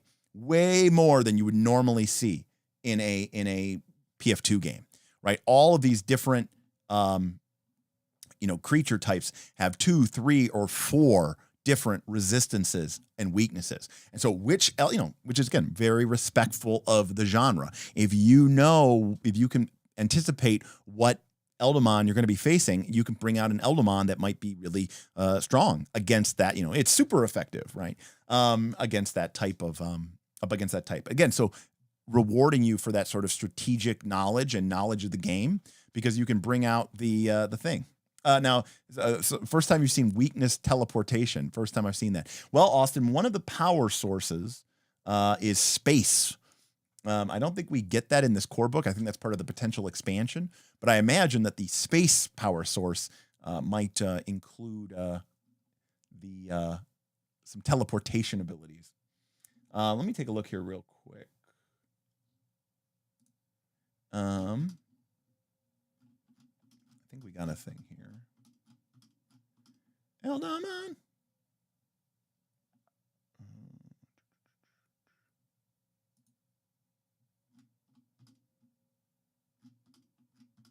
Here we go. This is what I want to bring up. Okay, so we covered this on the RFC stream, but I mean, this is just like nerdist heaven. So this is basically showing what different types of Eldamon are strong or weak against other different types of Eldamon. So, you know, we can see that, you know, Earth is, you know, strong against, or let's say fire here is strong against ice and strong against metal and strong against wood, but it's weak against water and it's weak against fire and it's weak against earth, right? So this is a much more complicated matrix of sort of resistances and weaknesses than you might not ordinarily see in a game. Additionally, they have these really, really cool graphs which demonstrate each of the different elements' capabilities and also their overall complexity that, you know, again, that the game designers believe is appropriate. So we can see something like darkness has a very high complexity because darkness has to deal with concealment, and, you know, concealment's already kind of a hard thing to deal with in Pathfinder 2, you know, mischances and knowing how the seek rules work, right? So if you're have a darkness power set, it might be a little bit more difficult. But you can see where darkness has a ton of debuffing, right? But very little offense. But if we look at something like, you know, fire, look at fire. Fire's not doing much except for offense, right? It's not doing not much defense. It's not doing much control. It's not doing much debuffing. It is pretty much all the way to the outer ring. So this is like a really cool way sort of highlighting or referencing what the different power sets are good at and what you might be able to do to them. And when you're building out your stable of Eldamon, it might not make sense for you to have, a bunch of super offensive power sets because, you kind of already got that in your bag, On the other hand, you may not want to completely ignore offense after fire because what if you fight a creature that is weak resistant or immune to fire? You're going to want to have some sort of backup. So maybe you go fire and death is going to give you access to debuffing and offense, but you don't really have any control and you don't really have any defense powers. Oh, let's pick up life because life gives us a bunch of control powers and it gives us a ton of defensive powers. So by picking up life, a life Pokemon, a fire Pokemon, and a death Pokemon, we have a good balance of abilities. We have 2 offensive capabilities just in case something is perhaps immune to fire or something like that. We can switch over to death, or maybe they're undead and the death thing doesn't work against undead that well, so we'll switch over to fire. And then, but also if we need to be more of a defensive, healing, controlling type character, we'll pull out our life Pokemon, Eldamon. Again, very similar. Again, rightfully so. They're trying to emulate this genre. But the existence, of this pad, the existence of this page should make us understand what we are dealing with here. Okay, right? We are dealing with nerds. Okay, people, we are dealing with huge nerds. This page does not exist in a not nerdy person's world. Okay, if this kind of page excites you, you're a nerd. And maybe it's worth picking up. I don't know. I mean, again, we have a discount code. The link is in the description below. It's also on the screen. BattleZoo.com/discount/Derek Loves Leshies will take you over to the BattleZoo. And again, I don't know how long Steven's going to run it, but there is a promo code, a discount code. If you use Derek Loves Leshies, which I realized just now that I spelled wrong. Derek Loves Leshies. There we go. If you use the promo code Derek Loves Leshies, you get 10% off. Mark says death works great on undead. Okay.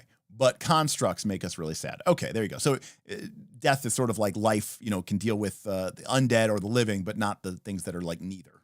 Makes sense. I got to flip through until I find my spirit Eldamon.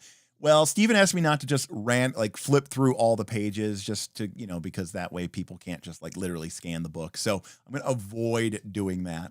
But maybe we'll in time, I'll look through and find what my spirit Eldamon is. I got to admit, I really like the firepower set and, I like squirrels. I used to have pet chinchillas. And to be honest with you, they kind of look like this a little bit. Obviously this is more of a squirrel, but, they kind of look like that. So maybe I have a soft, is there a dog Pokemon? I love dogs. Oh, here we go. More pup. Okay. I'm down for it, but when I lose it on the butterfly wings. No. I want a dog. Do we have a dog? I don't see one. There's Boto. There's our dolphin, water dolphin type. Botoshin. Botorrent. Boto. Botorrent and Botoshin are really good names. They're really good, nice. Oh, there's an ice wolf thing. Okay. Oh, yep, I see it. Scolded. Okay, I'm down. I like this. All right, it's a little too chibi and cute in its pet form, but Fenris is kind of a badass. So he's 10 feet, 440. I can deal with that. Oh, this is a rare Pokemon, Eldamon. Anyways, Jackalthorn Moon says, I'm going to have a nightmare about that dog moth. Thanks, Mark. Duskody. There's a Duskody? I don't know. What type is it? Oh, here we go. Oh, this is kind of cool. So this is a Dusk Coyote Eldamon. And again, this is going to use the Darkness power set. And we've got Duskody, and Darkody. All right, this is pretty cool. And it's uncommon, so we might be able to pick this up, easily.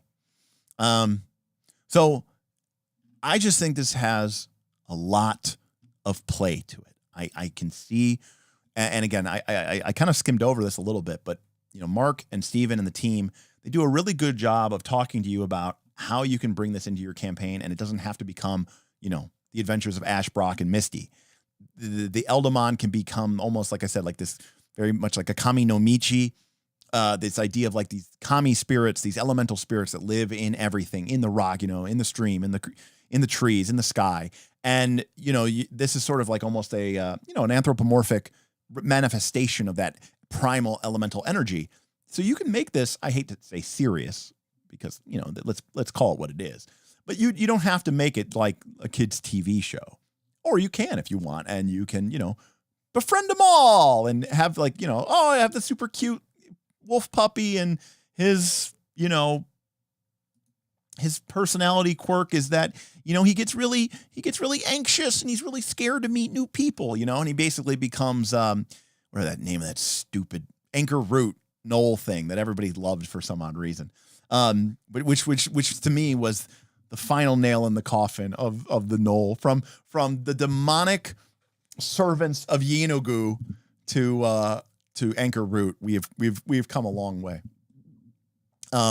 Anyways, my point is, they kind of know who their audience here is, and their audience, by and large, are people who like, it's Pal World. It's people who like really cute, chibi little monsters and cute little things, and then also love, blowing shit up and kicking ass and powering up in battle.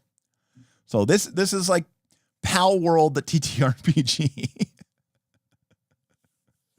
And I think, again, I don't want to discourage this, but I think that with these 13 power types, air, darkness, death, earth, electricity, fire, force, ice, life, light, mind, water, wood, and there's universal powers, by the way, which we didn't even cover. Everybody can take some of these if you want them. They're kind of like, your generic stuff. And there's potentially 7 more, depending on how, sales go. It's a tremendous amount of stuff that you can do. I mean, I was kind of overwhelmed by the kineticist, but if you think about the kineticist, all of the powers for a kineticist, I think fit on 2 or 3 or 2, maybe 2-page spread. And there's 6 of them. Right. So, this has 13. So there's more than double the number of powers. It's a lot. It's a lot. Is there a panda? I don't know. Panda. Anybody know if there's a panda? Let's see here. No, I don't see a panda. No panda. You have to reskin, or get Mark on that, and then you can have him do it for time, for the time element or the space element. You can have a time panda, right? The panda's resetting and rewarping time. And again, like I said, I think it's not just enough that these things are just different flavors. If it was like that, let me give you a really good example. Now, this is not PF2's fault, but what is the difference between Burning Hands or Fireball and Cone of Cold? The answer? Nothing. I mean, sure, the AoEs might be in different shapes, but I mean, Burning Hands is a cone, Cone of Cold's a cone. I get it. Cone of Cold is bigger, a cone, but they just do damage. That's it. There's no, if you're a cold mage in, Pathfinder 2 or something like that, you do a bunch of cold damage. That's what makes you a cold, but you don't play any different. You're just doing damage. It's just of the cold type. This would feel very different. And again, we didn't get into all the powers because I want to leave some for your imagination. Maybe you go and pick it up. But I think that there is a lot of meat on these bones. And I think that between being able, and again, if you don't want to juggle between 3 or 4 different, Eldamon in your stable, just go Elemental Avatar and pick one power source and have fun with it. And, be an airbender, be a light bender, which is kind of cool, right? Like you can have all these different things that you would normally never have in Avatar. You could be a life bender, right? And just have this really, really fun experience. And I think that's really cool, because not only is this going to appeal to sort of the fun, fluffy stuff, but I think it'll also create a really engaging game experience. And I haven't personally gone through all of these power sets, but of the ones that I have, I've been really impressed with the tactical possibilities with each of these power sets. And the way that Mark chose to sort of implement certain ideas and concepts, I personally think works really well, especially in a team game like Pathfinder 2.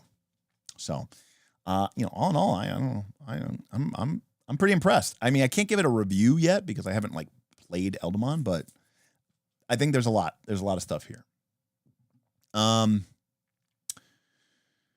Let's see. This is Life Snack. Must be Life Snack. All right. Let's see here. What do we got here? Don Pokey Life says, Cone of Cold and Burning Hand perfectly follow the exact same damage scaling as well. This book has so much dynamicism with its powers. It seems truly impressive and worth the investment if you play PF2E. I actually kind of agree. As much as I really like, spellcasters in Pathfinder 2, they are ultimately, an evolution of the spellcasters from Pathfinder 1 and 3rd edition, which are themselves an evolution of the spellcasting from 2nd edition AD&D, which is from 1st edition AD&D. And if you go all the way back to those games, Fireball, Cone of Cold, Burning Hands, they were all in the game, and they kind of do the same thing. It's been 50 years, people. I think, the games have evolved a lot. And I think some people are capable of handling more complexity. And I also think some people really want more complexity, because there can be no doubt about it.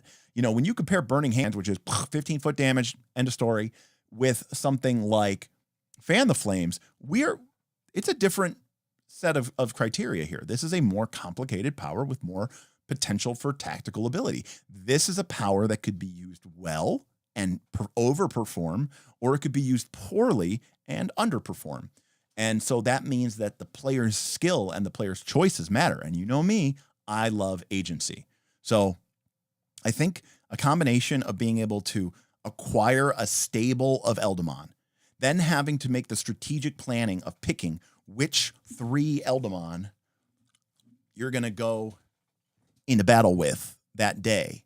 And again, if you know that you're going up against a bunch of undead, then maybe you bring in your Death Eldamon for the day because they're really good against undead, or a Life Eldamon, right? To have a twofer. On the other hand, if you're going up against, a bunch of evil treants and dryads, maybe you bring Squirrel Ash along, and you bring around Lava Volcano guy or Lava Elephant guy, because you're going to probably be fighting creatures that are weak to fire. And so, you can go ham.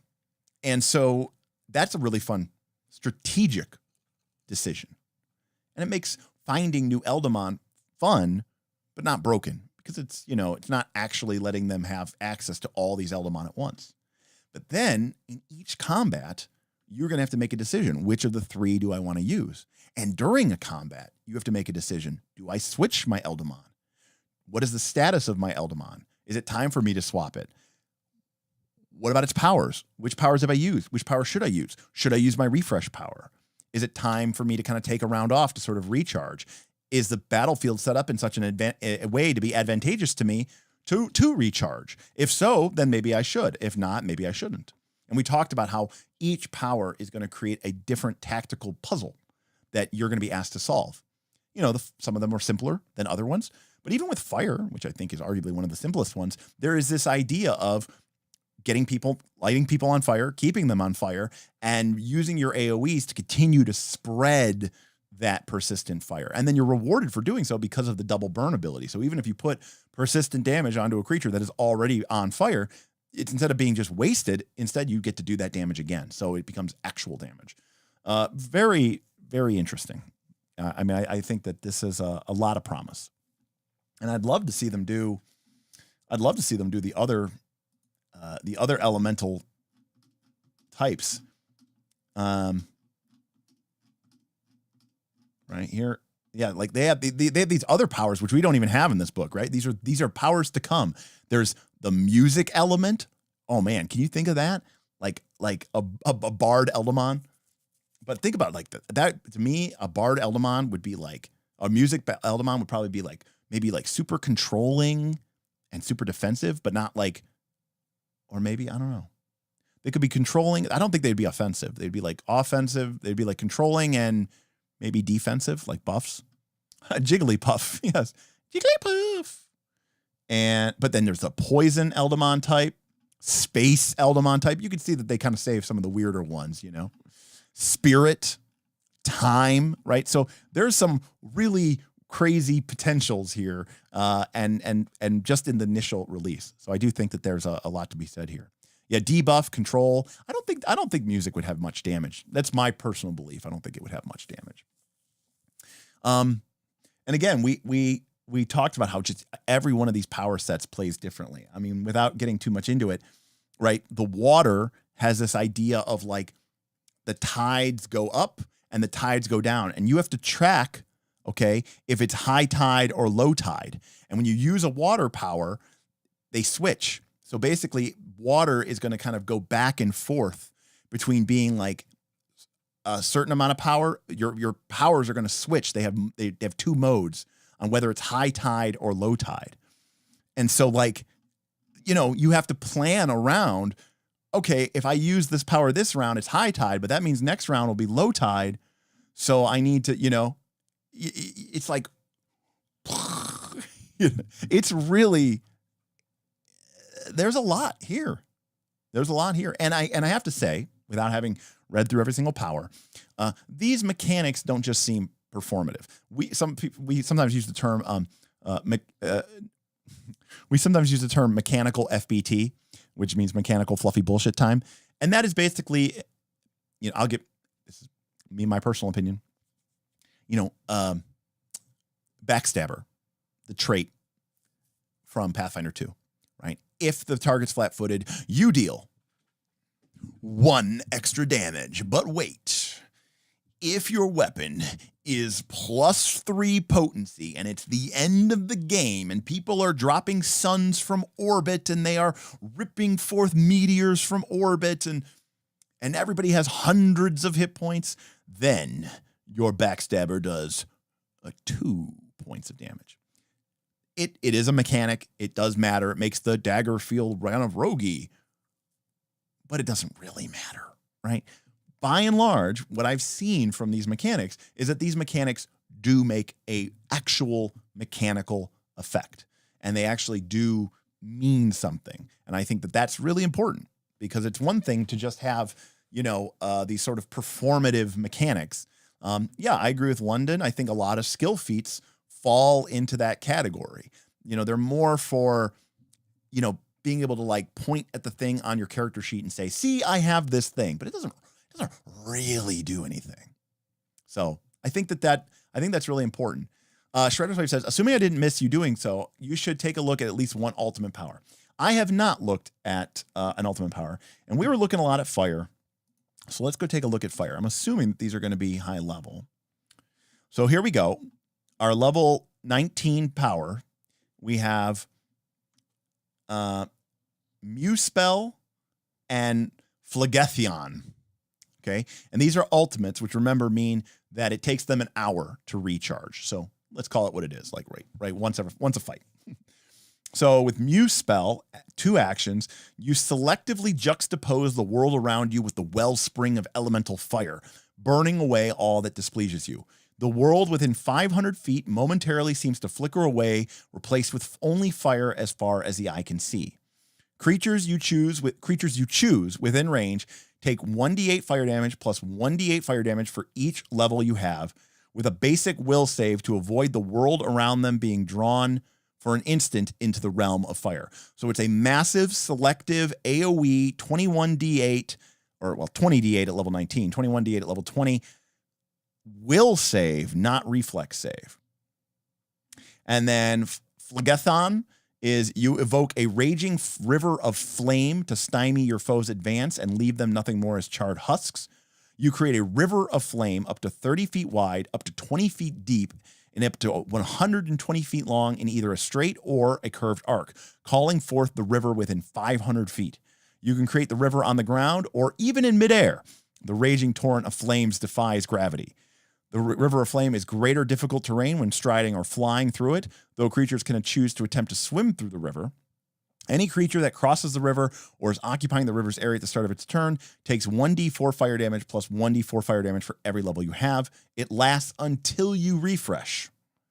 A creature only takes fire damage from Phlegithium once per round during each of its turns, even if it starts its turn in the river and crosses the river. So, this is like a lot of wall spells that we've seen, like Wall of Fire. But the fact that you can call it in the middle of air, the fact that it can be up to within 500 feet, that you can curve it, and it's doing 20 d4 damage, it's pretty cool. And again, I think that the point of these ultimate abilities is just that, remember, all our other abilities can be used every other round, potentially. I could use Firestorm. I could use Pillar of Wildfire. And then I could take a refresh action. And then I could use it again. Now, that might not be the most efficient use of your time, but it would be, it could be a possibility. So there's an interesting balance point with these powers, which I like, which is, they shouldn't make spells feel inferior. And I don't think they do. Maybe, I don't know. Some of these powers seem better to me than some of the equivalent spells. I'm just going to say that. I'm not saying that they're more powerful. I don't know. Mark's the master. Mark's the goat, but, there's a lot here. I mean, I guess what you lose is like versatility, right? Like a wizard or a cleric or a druid. I mean, they can just do so many different things. They could teleport. They can summon a tent, a magical house. You know what I mean? Like there's just a ton of stuff that they could do. But like a sorcerer, they're maybe not as versatile. So I guess they have access to scrolls and staves. I mean, look, there's still a point in the game for these people. But I mean, yeah. I'll go with what Austin said. He said, they certainly make spells look less cool, right? Like Cone of Cold, when you go, 12d6 cold damage. And you're like, what else? And you're like, that's it. That's it. And you're like, oh, okay. Well, I'm going to summon my River of Ice and it's going to flood over them. And then everybody's going to get Frozen 3. And then if they were already Frozen 3, it's going to stack on top of it. And if anybody's more than Frozen 6, now they become encased in it. It's like, it feels much more different. Abuelo says, look, it's a biblically accurate angel. Yes, it sure is.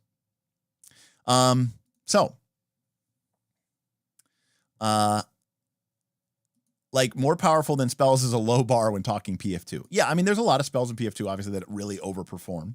I mean, I doubt that there's anything in that book which is more powerful than the spell Heal. But I do think it's at least more fun, And I think there's a lot of fun tactics and choices that go into this, which I think is really, really cool. Mark says you can do pretty fine versus like a druid, but a sorcerer or psychic with bonus damage will be hitting harder. So there you go. So at the end of the day, if someone's like super dedicated sorcerer damage build, with dangerous sorcery and maybe like the elemental sorcerer damage bonus, I know that that's pretty much the biggest blaster caster that you can get, to my knowledge. And obviously imaginary weapon amped and all the stuff from psychic can do a lot of damage as well. I think it's really cool. I mean, again, I'm not like a Pokemon guy. I've never even played a Pokemon video game. I was like, I don't know. I was probably like in high school or something when Pokemon came out. So I was kind of like too cool for it. I was busy playing Final Fantasy. But I played Smash Brothers and I've been around, the Pokemon phenomenon my whole life, been in card shops my whole life playing Magic and stuff. And so I remember when Pokemon came out also too, I was kind of like, oh, this is like Magic the Gathering for children. It's a baby's game. So I had my thing. And of course I hate cute things, but you can have your cake and eat it too. There's a lot of depth to these little furry creatures. And it's not just flavor. It's not just, I do cold damage and I do fire damage. It's like, no, there's a different play style that goes into this. And if you don't want to deal with the pets and the summoning and the Eldamon and the thing, then you can use Elemental Avatar. I mean, that might even be a campaign decision. You go, hey, we're going to do kind of like, an Avatar, The Last Airbender, but, there's different elements. It's not just, air, earth, fire, water. Or maybe you only just use those 4 and say, we're going to play Avatar, the TTRPG, but you can pick air, you can pick water, you can pick earth, you can pick fire. That's it. And you'll all be an avatar or something like that. And then maybe someone's like, oh, hey, I don't want to be any of that. You can be a fighter and you can be Sokka. And you could be totally fine with that. Right. So I think that'd be cool. I mean, I think there's a lot of stuff here to like, and I think they did a good job. So again, I can't give it a full review, but being the hypercritical person I am, and some of the choices that are made sometimes with this particular game, Pathfinder 2, this is in the direction that I would like to see. A little bit more tactical, a little bit more strategic, allowing for planning, having those abilities really mean something and matter. I think that's really important. How do I get these Eldamon into Hackmaster? That might be a little bit more of a tough. I don't know. That might be a little bit tougher. JG says these do sort of feel a bit more, maybe too much more. Again, JG, I mean, it's not even at the mechanics, right? There's mechanical effectiveness, and then there's also like, does it feel cool? And my general thought process here is maybe, the sorcerer or the psychic could do more damage or whatever, but I don't think that they're not going to feel as cool unless like the only thing that literally gets you off is just raw damage from these powers. Compared to, say, a prepared caster, the lack of narrative agency is notable. A druid played in a slow, tactic-heavy game offers so much outside of what could be expected from an Eldamon trainer. Yeah, absolutely. I mean, prepared casters have a tremendous amount of, of depth, or they can, in theory. Somebody's got to be the boomerang guy, right? It's a super important role, absolutely. Yeah. So maybe we'll give the last word here to Mark. Mark says, I think having a combo with your element that feels right for the playstyle can matter a lot if you want to blast and go mono element. And that might be what you are feeling here, Derek. Yeah, I think so. I think that that's important. And I think you feel like the fire guy. You feel like the ice lady, and I think that matters. I think that's pretty cool. And I think it helps you, really identify with that. And again, we didn't get into all the feats. Remember, this is a Pathfinder 2 class. There are 20 levels of feats for the Eldamon trainer. There's 20 levels of feats for the Eldamon avatar that modify and change. In fact, you've heard of meta magic feats. There are meta power feats, right? So you have feats that you can take that allow you to modify your powers, just like you would with a spell in Pathfinder 2. So there's a lot of game design space here to interact and play around with these powers, and I think it's pretty cool. Overall, I mean, for being a silly children's TV show knockoff type thing, I mean, there's a lot to like here from a game design perspective. So yeah, we're gonna wrap it up there. Remember a couple things. If you want to support this channel and you're not already doing so, maybe consider joining our Patreon. It's a private Patreon. It's a Patreon that gives you access to our private Discord, but that gives you access to a bunch of community games where people are playing Pathfinder 2 and 5e, not so much 5e, but they're playing a lot of other games. We're playing a lot of PF2, we're playing a lot of Dragonbane, we're playing a lot of Traveler, we're playing a lot of AD&D first edition, we're playing, right? So we're playing a lot of different games, and it's all part of your Patreon membership. In addition, there's availability to get cool Knights Last Call merch and access to unique streams and our catalog of backlog. So check out the Patreon, patreon.com/Knights Last Call. Also, if you're not following us already on Twitter, there's a link in the description below. You can go to Twitter and look up Knights Last Call. We are doing our March Madness TTRPG tournament 2024 edition. Last year, PF2 won. So we'll see who the winner is this year. A lot of people have some dark horse favorites. Each day, Bob will be putting up a number of polls. Just vote for your favorite or which game you think is the better game. What does that mean? Whatever it means to you. So ultimately, it's kind of a popularity contest, but it's fun anyway. So check us out on Twitter. And lastly, I don't know how long this link is going to work, but if you go to battlezoo.com/discount/Derek, yes, DERIK. I spell my name very strangely. DERIK loves Leshies, and you use the promo code Derek loves Leshies, you'll get a 10% off on, I believe, all BattleZoo products. So if you're thinking about picking up maybe Eldamon, or you're thinking about picking up some other BattleZoo products, this might be the time to do it. I think this book is worth the read. I don't know how thick this thing is going to be when it actually gets published in text format. Let's see. How many pages did you make this thing, Mark?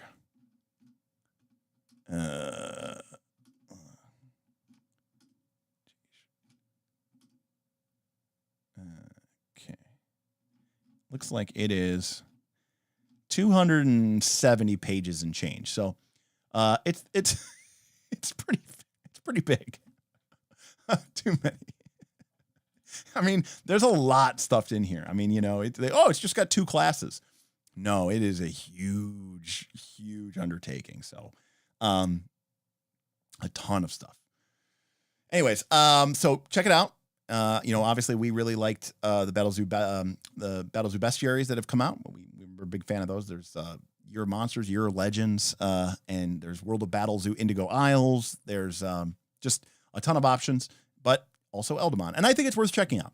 I mean, I have no idea what the cost is, honestly.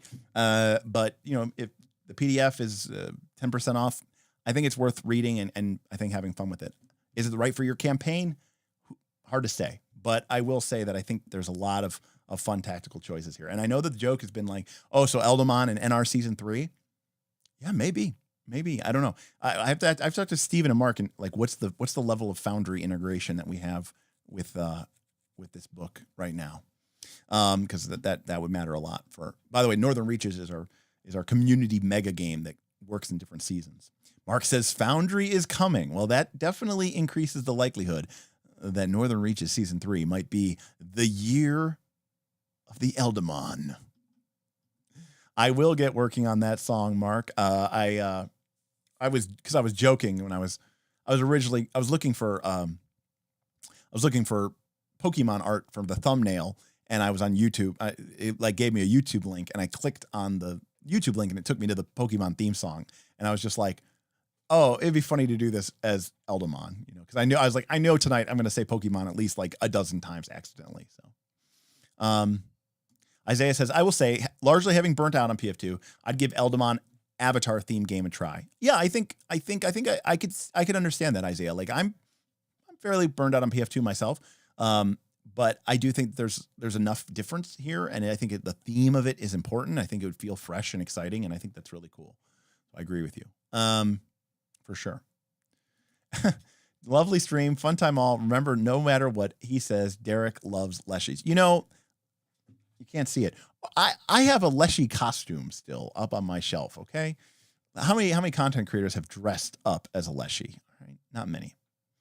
JG says, I think it's really neat how you can add, how much depth you can add when it's just those classes instead of, say, Rage of Elements, massive variety of content.